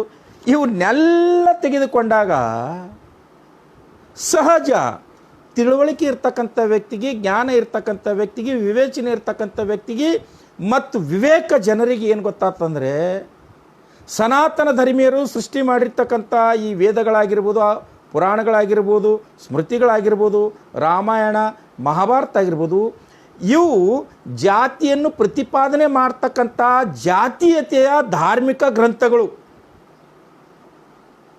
ಪಾಖಂಡಿ ಪುರೋಹಿತರ ಸ್ರಷ್ಟತೆಯನ್ನು ಸಾರ್ತಕ್ಕಂಥ ಅನಿಷ್ಟ ಆಚರಣೆಯ ಗ್ರಂಥಗಳು. ಇಂಥವನ್ನು ಪ್ರತಿಪಾದನೆ ಮಾಡ್ತಕ್ಕಂಥ ಅವಿವೇಕಿ ವೃಷಾಂಕ ಭಟ್ಟ ಬಸವಣ್ಣನ ಅನುಯಾಯಿಗಳು, ಬುದ್ಧನ ಅನುಯಾಯಿಗಳು ಅಂತ ನೀನು ಹೇಳ್ತೀಯಲ್ಲ ಅವಿವೇಕಿ. ಮಿಸ್ಟರ್ ವೃಷಾಂಕ್ ಭಟ್ಟ, ಒಂದು ತಿಳ್ಕೊ, ನಿನಗೆ ಅಧ್ಯಯನದ ಕೊರತೆ ಇದೆ. ಅವಿವೇಕಿ. ಬುದ್ಧ ಎಲ್ಲೂ ಕೂಡ ಸನಾತನ ಧರ್ಮವನ್ನು ಪ್ರತಿಪಾದನೆ ಮಾಡಿಲ್ಲ, ಸನಾತನ ಧರ್ಮದಲ್ಲಿರ್ತಕ್ಕಂಥ ಚಾತುರ್ವರ್ಣ ಪದ್ಧತಿಯನ್ನು ಪ್ರತಿಪಾದನೆ ಮಾಡಿಲ್ಲ. ನಿನಗೆ ಅನುಮಾನ ಇದ್ದರೆ ನನ್ನ ವಿಡಿಯೋನ ನೋಡಿ ನೋಟ್ ಮಾಡಿಕೊಂಡು ಕ್ರಾಸ್ ಚೆಕ್ ಮಾಡು. ಪವಿತ್ರವಾಗಿರ್ತಕ್ಕಂಥ ತ್ರಿಪೀಠಕಗಳು 3: ವಿನಯ ಪೀಠಕ, ಸುತ್ತು ಪೀಠಕ, ಅಭಿಧಮ್ಮ ಪೀಠಕ. ಸುತ್ತು ಪೀಠಕದಲ್ಲಿ ದೀಘನಿಕಾಯ ಅಂತ ಬರುತ್ತೆ, ಅದು ಹಾರ್ಟ್ ಆಫ್ ತ್ರಿಪೀಠಕಗಳು. ದೀಘನಿಕಾಯದ 3ನೇ ವ್ಯಾಲ್ಯೂಮ್ನಲ್ಲಿ 27ನೇ ಮಹಾಮಂಗಳ ಸುತ್ತದಲ್ಲಿ ಅಗ್ಗಯಿಕಾಯ ಅಂತ ಬರುತ್ತೆ. ಈ ಅಗ್ಗಯಿಕಾಯದಲ್ಲಿ ತಥಾಗತ ಗೌತಮ ಬುದ್ಧರು ಆ ಪುರೋಹಿತನೊಂದಿಗೆ ಚರ್ಚೆ ಮಾಡ್ತಕ್ಕಂಥ ಸಂದರ್ಭದಲ್ಲಿ ಬುದ್ಧ ಹೇಳ್ತಾರೆ, ಅಲ್ಲ ಮೂರ್ಖ, ನಿನ್ನ ವೇದ ಋಗ್ವೇದದ 10ನೇ ಮಂಡಲದ 90ನೇ ಸೂಕ್ತದ 11 ಮತ್ತು 12 ಸೂಕ್ತದಲ್ಲಿ ಶ್ಲೋಕದಲ್ಲಿ ಒಬ್ಬ ವಿರಾಟ ಪುರುಷ ಇದ್ದ, ವಿರಾಟ ಪುರುಷನ ಹಣೆಯಿಂದ ಬ್ರಾಹ್ಮಣರು ಹುಟ್ಟಿದ್ರು ಅಂತ ಹೇಳ್ತೀಯಲ್ಲ, ಇದು ವೈಜ್ಞಾನಿಕವಾಗಿ ಇದು ನಂಬಲು ಸಾಧ್ಯವೇ? ಇಂಥ ಕಪೋಲ ಕಲ್ಪಿತ ವಿಷಯಗಳನ್ನು ಸಾದರಪಡಿಸ್ತಕ್ಕಂಥ ಪ್ರಚುರಪಡಿಸ್ತಕ್ಕಂಥ ನಿನ್ನಂಥವರಿಗೆ ಅವಿವೇಕಿಗಳಂತ ಕರೀತಾರೆ ಅಂತಕ್ಕಂಥ ಮಾತನ್ನು ಬುದ್ಧ ದೀಘನಿಕಾಯದ 27 ಮಹಾಮಂಗಳ ಸೂತ್ರದಲ್ಲಿ ಹೇಳಿರ್ತಕ್ಕಂಥದ್ದು. ಅದನ್ನು ಹೇಳೋದು ಬಿಟ್ಟು ಬುದ್ಧರಕ್ಕಿಂತ ಭಂತೇಜಿಯವರು ಹೀಗೆ ಹೇಳಿದ್ದಾರೆ ಹಾಗೆ ಹೇಳಿದ್ದಾರೆ ಅಂತ ಹೇಳ್ತಿಯಲ್ಲಪ್ಪ. ಸರಿ, ನಿನ್ನಂತೆ ಒಂದು ವಿಷಯ ಮಾತಾಡೋಣ. ಏನು? ತಥಾಗತ ಗೌತಮ ಬುದ್ಧರ ತತ್ವ ಸಿದ್ಧಾಂತಗಳಡಿಯಲ್ಲಿ ಪರಿಪೂರ್ಣವಾಗಿ ಅಥವಾ ಪೂರ್ಣ ಪ್ರಮಾಣದಲ್ಲಿ ಈ ದೇಶದ ದಲಿತರು ಅಥವಾ ಬೌದ್ಧ ಉಪಾಸಕರು ನಡೀತಾ ಇಲ್ಲ. ಪ್ರಯತ್ನ ಅಂತೂ ಮಾಡ್ತಾ ಇದ್ದಾರೆ ತಾನೆ. ಭಾಗಶಃ ಅಂತೂ ಬೌದ್ಧರಾಗಿ ತಮ್ಮ ತನು ಮನ ಧನವನ್ನು ಧಮ್ಮಕ್ಕಿಟ್ಟು ಶೀಲಗಳನ್ನು ಪಾಲನೆ ಮಾಡುತ್ತಾ ಇವತ್ತಿನ ದಿವಸ ಧಮ್ಮವನ್ನು ಬೆಳೆಸ್ತಾ ಇದ್ದಾರೆ, ಧಮ್ಮವನ್ನು ಅನುಪಾಲನೆ ಮಾಡ್ತಾ ಇದ್ದಾರೆ. ಅಂಥವ್ರದ್ದು ಒಂದು ಸಾವಿರಾರು ಜನರ ಪಟ್ಟಿ ನಾನು ನಿನಗೆ ಕೊಡಬಲ್ಲೆ. ಆದರೆ ನೀವು ನಿಜವಾಗಲೂ ಮನುಷ್ಯರಾಗಿದ್ದರೆ ನಿನ್ನ ಧರ್ಮವನ್ನು ನೀವು ಪಾಲಿಸ್ತಾ ಇದ್ದೀರಾ, ಅಥವಾ ನಾನು ಕೆಲವು ಪ್ರಜ್ಞಾವಂತ ಆಯ್ದ ಬ್ರಾಹ್ಮಣ ಸ್ನೇಹಿತರನ್ನು ಹೊರತುಪಡಿಸಿ ಇಡೀ ಎಲ್ಲ ಸನಾತನವಾದಿಗಳಿಗೆ ಒಂದು ಪ್ರಶ್ನೆ ಕೇಳ್ತೀನಿ. ಏನಂದರೆ, ಈ ಪಾಖಂಡಿ ವೃಷಾಂಕ ಭಟ್ಟ ಬೌದ್ಧ ಉಪಾಸಕರಿಗೆ ಚಾಲೆಂಜ್ ಮಾಡಿದನಲ್ಲ, ನಾನು ಇಡೀ ಸನಾತನವಾದಿ ಧರ್ಮ ಪ್ರತಿಪಾದನೆ ಮಾಡ್ತಕ್ಕಂಥ ಪಾಖಂಡಿಗಳಿಗೆ ಚಾಲೆಂಜ್ ಮಾಡ್ತೀನಿ. ಏನು?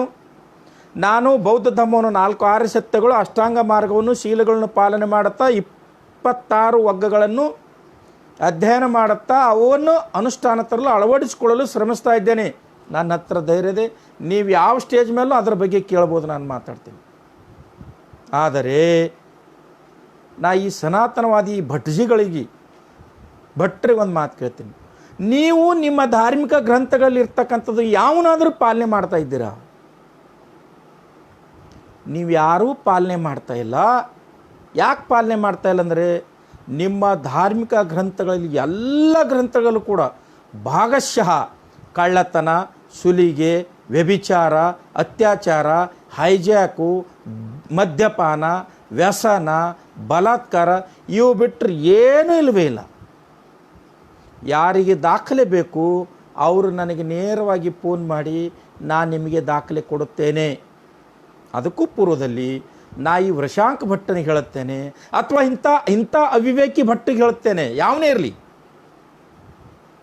ಎಲ್ಲರಿಗೇನಲ್ಲ, ಸಾತ್ವಿಕ ಸ್ವಭಾವದವರಿಗೆ ಅನ್ನಂಗಿಲ್ಲ, ಇಂಥ ಸಮಾಜದ ಸ್ವಾಸ್ಥ್ಯವನ್ನು ಹಾಳು ಮಾಡ್ತಕ್ಕಂಥ ಅವಿವೇಕಿ ವೃಷಾಂಕ ಭಟ್ಟನಿಗೆ ಹೇಳ್ತಾ ಇದ್ದೇನೆ, ನಿನಗೆ ನಿಜವಾಗಲೂ ದಮ್ಮಿದ್ರೆ ನನ್ನ ಜೊತೆ ಓಪನ್ ಆಗಿ ಚಾಲೆಂಜ್ ಬಾ. ನಿನ್ನ ಬೆವರು ಇಳಿಸಲಿಲ್ಲ, ನಾನು ವಿಠ್ಠಲ ಬಗ್ಗನಲ್ಲ. ಅದಕ್ಕಾಗಿ ಹೇಳ್ತಾ ಇದ್ದೇನೆ, ನೀನು ಬೌದ್ಧ ಧಮ್ಮ ಗ್ರಂಥಗಳನ್ನು ದೃಷ್ಟಿಕೋನದಲ್ಲಿ ಇಟ್ಕೊಂಡು ಬೌದ್ಧ ಉಪಾಸಕರನ್ನು ತುಚ್ಛವಾಗಿ ಮಾತಾಡಿದೆಯಲ್ಲೋ, ನಿನಗೆ ನಿಜವಾಗಲೂ ಧೈರ್ಯ ಇದ್ದರೆ, ನೀನು ನಿಜವಾಗಲೂ ಸನಾತನವಾದಿಯಾಗಿದ್ದರೆ ನಿನ್ನ ಧಾರ್ಮಿಕ ಗ್ರಂಥಗಳಲ್ಲಿರ್ತಕ್ಕಂಥ ನಿಯಮಗಳನ್ನು, ನಿನ್ನ ಧಾರ್ಮಿಕ ಗ್ರಂಥ ನಿಮ್ಮ ಸಮಾಜದವರಿಗೆ, ನಿನ್ನ ಜಾತಿ ಜನಾಂಗದವರಿಗೆ ಹೇಳಿಕೊಟ್ಟಿರ್ತಕ್ಕಂಥ ಅಂಶಗಳನ್ನು ಚಾಚು ತಪ್ಪದೆ ಪಾಲಿಸು. ನೋಡೋಣ, ನಿನಗಾದ್ರೆ ಅರಿವಿಲ್ಲಂದ್ರೂ ಒಂದು 4 ಎಕ್ಸಾಂಪಲ್ ಕೊಡ್ತೀನಿ, ಅವನ್ನು ಪಾಲಿಸು ಸಾಕು. ನಿಮಗೆ ಅತಿ ಪವಿತ್ರವಾಗಿರ್ತಕ್ಕಂಥದ್ದು ಸ್ನೇಹಿತರೆ, ಈ ಸನಾತನವಾದಿ ಬ್ರಾಹ್ಮಣರಿಗೆ ಅತಿ ಪವಿತ್ರವಾಗಿರ್ತಕ್ಕಂಥ ಗ್ರಂಥ ಯಾವುದು ಅಂದರೆ ಮನುಸ್ಮೃತಿ. ಮನುಸ್ಮೃತಿ ಇದೆ, ಋಗ್ವೇದ, ಯಜುರ್ವೇದ, ಸಾಮವೇದ, ಅಥರ್ವಣ ವೇದಗಳಿವೆ, ಯಾಜ್ಞವಲ್ಕ ಸ್ಮೃತಿ ಇದೆ, ಬೃಹಸ್ಪತಿ ಸ್ಮೃತಿ ಇದೆ, 18 ಪುರಾಣಗಳಿವೆ, ವಾಲ್ಮೀಕಿ ರಾಮಾಯಣ ಇದೆ, ವ್ಯಾಸ ಮಹಾಭಾರತ ಇದೆ, ತುಳಸಿದಾಸನ ರಾಮಚರಿತ ಮಾನಸ ಇದೆ ನನ್ನ ಕಡೆಗೆ. ಆದರೆ ಅವನ್ನೆಲ್ಲ ಬಿಡಿಯಾಗಿ ಹೇಳಕ್ಕೆ ಇದು ಸಮಯ ಅಲ್ಲ, ಸಮಯದ ವ್ಯಯ ಆಗುತ್ತೆ. ಅದಕ್ಕಾಗಿ ಈ ವೃಷಾಂಕ ಭಟ್ಟನಿಗೆ ಹೇಳುತ್ತೆ, ನೀನು ನಿಜವಾಗಲೂ ಸನಾತನವಾದಿಯಾಗಿದ್ದರೆ, ನಿನ್ನಂಥ ಮನುವಾದಿಗಳು ಬ್ರಾಹ್ಮಣವಾದಿಗಳು ನಿಜವಾದ ಸನಾತನವಾದಿಗಳಾಗಿದ್ದರೆ, ನಿನ್ನ ಸನಾತನ ಧಾರ್ಮಿಕ ಗ್ರಂಥವಾಗಿರ್ತಕ್ಕಂಥ ಮನುಸ್ಮೃತಿ ಬೋಧನೆ ಮಾಡ್ತಕ್ಕಂಥ, ಮನುಸ್ಮೃತಿ ನಿನಗೆ ಹಾಕಿ ಕೊಟ್ಟಿರ್ತಕ್ಕಂಥ ಮಾರ್ಗದಲ್ಲಿ ನೀನು ನಡು ತೋರಿಸೋ, ಆವಾಗ ಗೊತ್ತಾಗುತ್ತೆ ನೀನು ಯಾರು ಅಂತಕ್ಕಂಥದ್ದು. ಅವಿವೇಕಿ, ನಿನಗೆ ಮನುಸ್ಮೃತಿ ಗೊತ್ತಿರೋ 4 ಎಕ್ಸಾಂಪಲ್ ನೀನು ಕೊಡ್ತೀನಿ. ಉದಾಹರಣೆ, ಮನುಸ್ಮೃತಿಯ ಅಧ್ಯಾಯ 3 ಶ್ಲೋಕ 269ರಲ್ಲಿ, ಮನುಸ್ಮೃತಿಯ ಅಧ್ಯಾಯ 3 ಶ್ಲೋಕ 269ರಲ್ಲಿ ಮನು ಬ್ರಾಹ್ಮಣರಿಗೆ ಹೇಳುತ್ತಾನೆ. ಏನಂದರೆ, ನೋಡ್ರಪ್ಪ ಬ್ರಾಹ್ಮಣರೇ, ಆಡಿನ ಮಾಂಸದಿಂದ 6 ತಿಂಗಳುಗಳ ಕಾಲ, ಚಿತ್ರಮೃಗ ಮಾಂಸದಿಂದ 7 ತಿಂಗಳ ಕಾಲ, ಕೃಷ್ಣ ಮೃಗ ಮಾಂಸದಿಂದ 8 ತಿಂಗಳ ಕಾಲ, ಸಾರಂಗದ ಮಾಂಸದಿಂದ 9 ತಿಂಗಳ ಕಾಲ, ಹೀಗೆ ಇವೆಲ್ಲವೂ ಕೂಡ ನಿಮ್ಮ ತಾಯಿ ತಂದೆಗೆ ತಿನ್ನಿಸಿದರೆ ನಿಮ್ಮ ತಾಯಿ ತಂದೆ ಅಂದರೆ ನಿಮ್ಮ ಪಿತೃಗಳು ತೃಪ್ತರಾಗಿರ್ತಾರೆ ಅಂತಕ್ಕಂಥ ಮಾತು ನಿಮ್ಮ ಮನುಸ್ಮೃತಿಯ ಅಧ್ಯಾಯ 3 ಶ್ಲೋಕ 269 ಎಷ್ಟು ಜನ ಬ್ರಾಹ್ಮಣರು ನಿಮ್ಮ ತಾಯಿ ತಂದೆಗೆ ಈ ಆಡಿನ ಮಾಂಸ ನಾವಂತೂ ದಿನ ತಿಂತೀವಿ, ನಿಮ್ಮ ತಾಯಿ ತಂದೆಗೆ ಆಡಿನ ಮಾಂಸ, ಚಿತ್ರಮೃಗದ ಮಾಂಸ, ಕೃಷ್ಣ ಮೃಗದ ಮಾಂಸ, ಸಾರಂಗದ ಮಾಂಸ ತಿನ್ನಿಸ್ತಾ ಇದ್ದೀರಿ ಹೇಳಿ. ಸೊ ನಿಮ್ಮ ಸನಾತನ ಧಾರ್ಮಿಕ ಗ್ರಂಥ ಅನುಪಾಲನೆ ಮಾಡ್ತಕ್ಕಂಥದ್ದು, ಪಾಲನೆ ಮಾಡ್ತಕ್ಕಂಥದ್ದು ಬಿಟ್ಟು ಅವಿವೇಕಿಗಳೇ ಬೇರೆಯವರ ಬೆಣ್ಣೆಯಲ್ಲಿರ್ತಕ್ಕಂಥ ಕೂದಲನ್ನು ಬಟ್ಟು ಮಾಡಿ ತೋರಿಸ್ತಾ ಇದ್ದಿರಲ್ಲ ಅಂತ. ಇನ್ನೊಂದು ಎಕ್ಸಾಂಪಲ್ ಹೇಳ್ತೀನಿ ನಿಮಗೆ. ಮನುಸ್ಮೃತಿ ಅಧ್ಯಾಯ 5 ಬರ್ಕೊರಿ. ಮನುಸ್ಮೃತಿ ಅಧ್ಯಾಯ 5 ಶ್ಲೋಕ 23 ಮನು ಹೇಳ್ತಾನೆ, ಬ್ರಾಹ್ಮಣರು ಮಾಡ್ತಕ್ಕಂಥ ಯಜ್ಞ ಯಾಗಾದಿಗಳಲ್ಲಿ ಮೃಗಗಳು ಮತ್ತು ಪಕ್ಷಿಗಳನ್ನು ಹಾಕಿ ತಿನ್ನಬೇಕು ಅಂತ ಹೇಳ್ತಾನೆ. ಬ್ರಾಹ್ಮಣರು ನೀವೇನು ಯಜ್ಞ ಯಾಗಾದಿ ಮಾಡ್ತಿರಲ್ಲಪ್ಪ, ಹೋಮ ಹವನ ಯಜ್ಞ ಯಾಗ ಮಾಡ್ತೀರಿ, ಈ ಹೋಮ ಹವನ ಯಜ್ಞ ಯಾಗಗಳಲ್ಲಿ ಪಕ್ಷಿಗಳನ್ನು ಮೃಗಗಳನ್ನು ಹಾಕಿ ಸುಟ್ಟು ತಿನ್ನಬೇಕು ಅಂತಕ್ಕಂಥದ್ದು ಇದು ನಾನು ಹೇಳ್ತಾ ಇಲ್ಲ, ನಿಮ್ಮ ಗುರು ಆಗಿರ್ತಕ್ಕಂಥ ಮನುಸ್ಮೃತಿ ಅಧ್ಯಾಯ 5 ಶ್ಲೋಕ 23 ಹೇಳ್ತಾ ಇದ್ದಾನೆ. ಹೀಗಿದ್ದ ಮೇಲೆ ಈ ಮನುಸ್ಮೃತಿಯನ್ನು ಪಾಲನೆ ಮಾಡ್ತಕ್ಕಂಥ ಎಷ್ಟು ಜನ ಸನಾತನವಾದಿಗಳು ಕರ್ನಾಟಕದಲ್ಲಿದ್ದೀರಿ? ದಯವಿಟ್ಟು ನನಗೊಂದಿಬ್ಬರು ಹೆಸರು ಹೇಳಿ ನೋಡೋಣ. ಅಷ್ಟೇ ಅಲ್ರಿ ಮೂರ್ಖ, ನಿನ್ನ ಅನಿಷ್ಟ ಧಾರ್ಮಿಕ ಗ್ರಂಥಗಳಲ್ಲಿಯೇ ನಿನ್ನನ್ನು ಅಪಚಾರ ಮಾಡ್ತಕ್ಕಂಥ ನಿಮ್ಮ ಯೋಗ್ಯತೆ ಏನು ಅಂತಕ್ಕಂಥದ್ದು ದಾಖಲೀಕರಣ ಮಾಡಿದ್ದಾರೆ. ಇನ್ನೊಂದು ಎಕ್ಸಾಂಪಲ್ ಹೇಳ್ತೀನಿ. ಮನುಸ್ಮೃತಿ ಅಧ್ಯಾಯ 5 ಶ್ಲೋಕ 28 ಮನುಸ್ಮೃತಿಯ ಅಧ್ಯಾಯ 5 ಶ್ಲೋಕ 28 ಅದೇ ನಿಮ್ಮ ಮನು ಹೇಳುತ್ತಾನೆ, ಈ ಜಗತ್ತಿನಲ್ಲಿರ್ತಕ್ಕಂಥ ಚರಾಚರ ವಸ್ತುಗಳು, ಜೀವ ಜಂತುಗಳು ಹುಟ್ಟಿರ್ತಕ್ಕಂಥದ್ದು ತಿನ್ನುವ ಸಲುವಾಗಿಯೇ ಅದಕ್ಕೆ ನೀವು ತಿನ್ನಬೇಕು ಅಂತ. ಎಷ್ಟು ಜನ ಸನಾತನವಾದಿಗಳು ನಿಮ್ಮ ಗುರು, ನಿಮ್ಮ ಪೂಜನೀಯ ವ್ಯಕ್ತಿ ಮನು ಹೇಳಿರ್ತಕ್ಕಂಥ ಸಿದ್ಧಾಂತಗಳನ್ನು ಪಾಲನೆ ಮಾಡ್ತಾ ಇದ್ದೀರಿ? ಅದು ಬೇರೆ ವಿಷಯ. ಕೆಲವೊಂದು ನಿಮ್ಮ ಸನಾತನವಾದಿಗಳು ಕುಡಿತಾರೆ, ಮಾಂಸ ತಿಂತಾರೆ, ಯಾರ್ದೋ ಮನಿನೂ ಹಾಳು ಮಾಡ್ತಾರೆ, ವ್ಯಭಿಚಾರಿಗಳು ಕೂಡ ಇದ್ದಾರೆ, ಅದು ಬೇರೆ. ಸಾಮಾನ್ಯವಾಗಿ ನೀವು ನಿಮ್ಮ ಧಾರ್ಮಿಕ ಗ್ರಂಥಗಳು ಬೋಧನೆ ಮಾಡ್ತಕ್ಕಂಥ ತತ್ವ ಸಿದ್ಧಾಂತ, ನಿಮಗೆ ಕೊಟ್ಟಿರ್ತಕ್ಕಂಥ ಮಾರ್ಗದರ್ಶನಗಳನ್ನು ಎಷ್ಟು ಜನ ಬ್ರಾಹ್ಮಣರು ಪಾಲಿಸ್ತಾ ಇದ್ದೀರಿ ಅದನ್ನು ನೀವು ದಯವಿಟ್ಟು. ಕೊನೆಗೆ ಒಂದು ಮಾತು ಹೇಳ್ತೀನಿ. ನೀನು ವೃಷಾಂಕ ಭಟ್ಟ ಮಾತಾಡ್ತಕ್ಕಂಥ ಸಂದರ್ಭದಲ್ಲಿ ಹೇಳಿದಿ, ತಥಾಗತ ಗೌತಮ ಬುದ್ಧರು ಅಹಿಂಸೆಯನ್ನು ಪಾಲನೆ ಮಾಡು ಅಂತ ಹೇಳಿದ್ದಾರೆ. ಆದರೆ ಈ ಬುದ್ಧರು ಅನ್ಸ್ಕೊಂಡಿರ್ತಕ್ಕಂಥ ಬುದ್ಧಿವಂತರು, ಮಾವೋವಾದಿಗಳು, ನೆಕ್ಸಲೆಟ್ರು ಗೋಮಾಂಸ ತಿಂತೀವಿ ಅಂತಕ್ಕಂಥನು ಉಲ್ಲೇಖಿಸ್ತಾರೆ ಅಂತಕ್ಕಂಥ ಉದ್ದಟತನದ ಮಾತಾಡಿದಲ್ಲ ಅವಿವೇಕಿ. ಲೇ ವೃಷಾಂಕ ಭಟ್ಟ ಅವಿವೇಕಿ, ಮನುಸ್ಮೃತಿಯ ಅಧ್ಯಾಯ 5 ಶ್ಲೋಕ 31 ಓದಲೇ. ಮನುಸ್ಮೃತಿಯ ಅಧ್ಯಾಯ 5ರಲ್ಲಿ 31ನೇ ಶ್ಲೋಕ ಓದು, ಗೊತ್ತಾಗುತ್ತೆ. ನಿನ್ನ ಗುರು, ನಿಮ್ಮ ಅಪ್ಪ, ನಿನ್ನ ಪುರೋಹಿತ, ಪಾಖಂಡಿ ಪುರೋಹಿತ ನಿನಗೇನು ಹೇಳಿದಾನೆ ಗೊತ್ತೇ? ಯಜ್ಞಕ್ಕಾಗಿ ಪಶುವನ್ನು ಕೊಂದು ಮಾಡಿದ ಮಾಂಸವು ಭಕ್ಷಣವು ದೈವಕ ರೀತಿಯಾಗಿದ್ದು ಅಂತ. ಅಂದರೆ ನೀವೇನು ನಿಮ್ಮ ಅಪ್ಪ, ನಿಮ್ಮ ಕಾಕ ಬಾಬದಿರು, ನಿಮ್ಮ ಪಾಖಂಡಿ ಪುರೋಹಿತರು ಇವತ್ತು ದಿವಸ ಯಜ್ಞ ಯಾಗಗಳು ಮಾಡ್ತಾರಲ್ಲ, ಆ ಯಜ್ಞ ಯಾಗದಲ್ಲಿ ಮಾಡಿರ್ತಕ್ಕಂಥ ಗೋಮಾಂಸವು, ಆ ಯಜ್ಞ ಯಾಗದಲ್ಲಿ ಹಾಕಿರ್ತಕ್ಕಂಥ ಪಶು ಅಂದ್ರೆ ದನ, ನೀವು ಗೋವು ಅಂತೀರಿ, ನಾವು ಪಶುಗಳಂತೀವಿ, ಮತ್ತು ನಾವು ದನ ಕರುಗಳಂತೀವಿ. ಆ ಪಶುವನ್ನು ಯಜ್ಞದಲ್ಲಿ ಹಾಕಿ ಮಾಡಿರ್ತಕ್ಕಂಥ ಅದೇನು ಗೋಮಾಂಸ ಇರ್ತಲ್ಲೋ ಅದು ದೈವಿಕ ರೀತಿ ಆಗಿರ್ತಕ್ಕಂಥದ್ದು ಅಂತಕ್ಕಂಥದ್ದು ನಿನ್ನ ಮನುಸ್ಮೃತಿ ಅಧ್ಯಾಯ 5 ಶ್ಲೋಕ 31ರಲ್ಲಿ ಹೇಳಿರ್ತಕ್ಕಂಥದ್ದು. ಇದನ್ನು ಎಷ್ಟು ಜನ ಸನಾತನವಾದಿಗಳು ಪಾಲನೆ ಮಾಡ್ತಾ ಇದ್ರು ಹೇಳಿ ನೋಡೋಣ. ನಿನ್ನ ಪ್ಲೇಟಿನಲ್ಲಿ ಕತ್ತಿ ಬಿದ್ದು ಒದ್ದಾಡ್ತಾ ಇದೆ ಬಡ್ಡಿ ಹೈದ. ನಿನ್ನ ಪೂರ್ವಜರು ಮಾಡಿರ್ತಕ್ಕಂಥ ವಂಚನೆಯಿಂದ ಶೋಷಣೆಗೊಳಪಟ್ಟಿರ್ತಕ್ಕಂಥ ಜನಾಂಗದವರು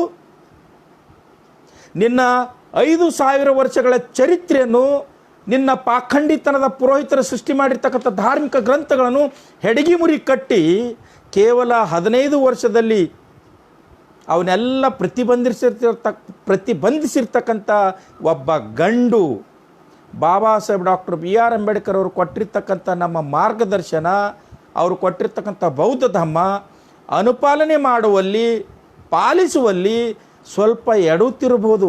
ಆದರೆ ಬೌದ್ಧ ಧರ್ಮದ ಮೇಲೆ ಧಕ್ಕೆ ಆದಾಗ, ಬಾಬಾ ಸಾಹೇಬ್ರ ವಿಚಾರಧಾರೆ ಮೇಲೆ ಧಕ್ಕೆ ಆದಾಗ ಇದೇ ನನ್ನ ಜನಾಂಗ ನಿನ್ನಂಥ ಬಡ್ಡಿ ಹೈಕಳಿಗೆ ಸುಮ್ಮನೆ ಬಿಡಂಗಿಲ್ಲ. ಅದು ನೆನಪಿಟ್ಕೋಬೇಕು ಅಂತಕ್ಕಂಥ ಮಾತನ್ನು ಹೇಳ್ತಾ, ಸ್ನೇಹಿತರೆ, ನಾನು ಅದಕ್ಕೆ ಇವರಿಗೆ ಚಾಲೆಂಜ್ ಮಾಡ್ತಾ ಇದ್ದೀನಿ. ದಯವಿಟ್ಟು ನಿನ್ನ ವೃಷಾಂಕ ಭಟ್ಟ ನಿನ್ನಲ್ಲಿ ನಿಜವಾಗಲೂ ತಾಕತ್ತಿದ್ರೆ, ಅಥವಾ ನಿನ್ನಂಥ ಪಾಖಂಡಿ ಪುರೋಹಿತರಲ್ಲಿ, ಪಾಖಂಡಿ ಭಟ್ಟರಲ್ಲಿ ತಾಕತ್ತಿದ್ರೆ ನಿನ್ನ ಧಾರ್ಮಿಕ ಗ್ರಂಥಗಳ ಬಗ್ಗೆ ಡಿಸ್ಕಸ್ ಮಾಡೋಕ್ಕೆ ನನ್ನ ಜೊತೆ ಬಾ. ಹಾಗೆಯೇ ಕರ್ನಾಟಕದಲ್ಲಿ, ಭಾರತದಲ್ಲಿ, ಭಾರತ ಬೇಡ ಕರ್ನಾಟಕವನ್ನು ಅನುಲಕ್ಷಿಸಿ ಮಾತಾಡ್ತಾ ಇದ್ದೀನಿ. ನಿನಗೆ 1000 ಜನರ ಲಿಸ್ಟ್ ಕೊಡ್ತೀನಿ. ಯಾವುದು? 1000 ಜನರ ಲಿಸ್ಟ್ ಕೊಡ್ತೀನಿ. ಏನಂದರೆ 4 ಆರ್ಯ ಸತ್ಯಗಳನ್ನು ಅನುಪಾಲನೆ ಮಾಡ್ತಕ್ಕಂಥವ್ರು, ಶೀಲ ಪಾಲನೆ ಮಾಡ್ತಕ್ಕಂಥವ್ರು, ಅಷ್ಟಾಂಗ ಮಾರ್ಗದಲ್ಲಿ ನಡೀತಕ್ಕಂಥವ್ರು, ಮತ್ತು 26 ವರ್ಗಗಳನ್ನ ಅಧ್ಯಯನ ಮಾಡಿ ಸಮಾಜದ ನಿರ್ಮಾಣಕ್ಕಾಗಿ, ಬಹುಸಂಸ್ಕೃತಿಯ ಉಳಿವಿಗಾಗಿ ಚಿಂತನೆ ಮಾಡ್ತಕ್ಕಂಥ ದಲಿತರನ್ನು, ಬೌದ್ಧ ಉಪಾಸಕಿಯರನ್ನು ನಿನಗೆ 1000 ಜನರ ಲಿಸ್ಟ್ ಕೊಡ್ತೀನಿ. ನಿನ್ನ ಧಾರ್ಮಿಕ ಗ್ರಂಥಗಳನ್ನು ಪರಿಪಾಲನೆ ಮಾಡ್ತಕ್ಕಂಥ, ಪಠನ ಅಲ್ಲ ಪರಿಪಾಲನೆ ಮಾಡ್ತಕ್ಕಂಥ ಕೇವಲ 5 ಜನರ ಲಿಸ್ಟ್ ಕೊಡೋ ನೋಡೋಣ. ನಾನು ನಿನಗೆ ಹೇಳ್ತೀನಿ ಯಾವ್ಯಾವ ಧಾರ್ಮಿಕ ಗ್ರಂಥಗಳಲ್ಲಿ, ಅಂದರೆ ರಾಮಾಯಣದಲ್ಲಿ ಏನಿದೆ, ಮಹಾಭಾರತದಲ್ಲಿ ಏನಿದೆ, ಭಗವದ್ಗೀತೆಯಲ್ಲಿ ಏನಿದೆ, ಮನುಸ್ಮೃತಿಯಲ್ಲಿ ಏನಿದೆ, ಯಾಜ್ಞವಲ್ಕ ಸ್ಮೃತಿಯಲ್ಲಿ ಏನಿದೆ, ಬೃಹಸ್ಪತಿ ಸ್ಮೃತಿಯಲ್ಲಿ ಏನಿದೆ, ಋಗ್ವೇದದಲ್ಲಿ ಏನಿದೆ, ಯಜುರ್ವೇದದಲ್ಲಿ ಏನಿದೆ, ಸಾಮವೇದದಲ್ಲಿ ಏನಿದೆ, ಅಥರ್ವಣ ವೇದದಲ್ಲಿ ಏನಿದೆ, ರಾಮಚರಿತ ಮಾನಸದಲ್ಲಿ ಏನಿದೆ, 18 ಪುರಾಣದಲ್ಲಿ ಏನಿದೆ, ಭಗವತ್ ಪುರಾಣ, ವಿಷ್ಣು ಪುರಾಣ, ಶಿವಪುರಾಣ, ಗರುಡ ಪುರಾಣ, ಭಾಗವತ ಪುರಾಣ, ಇವುಗಳಲ್ಲಿ ನಿಮಗೆ ಏನೇನು ನಿರ್ದೇಶನ ಕೊಟ್ಟಿದ್ದಾರೆ ಅವನ್ನು ನೀವು ಎಷ್ಟು ಪ್ರಮಾಣದಲ್ಲಿ ಪಾಲನೆ ಮಾಡ್ತಾ ಇದ್ದೀರಿ ಸನಾತನವಾದಿಗಳು ಅಂತಕ್ಕಂಥದ್ದನ್ನು ನಾನು ನಿನಗೆ ತಿಳಿಸಿ ಹೇಳ್ತೀನಿ. ನೀನು ನನಗೆ ಕೇವಲ ಒಂದು 10 ಜನ ಅಂಥ ಸನಾತನವಾದಿ ಬ್ರಾಹ್ಮಣರ ಲಿಸ್ಟ್ ಕೊಡು.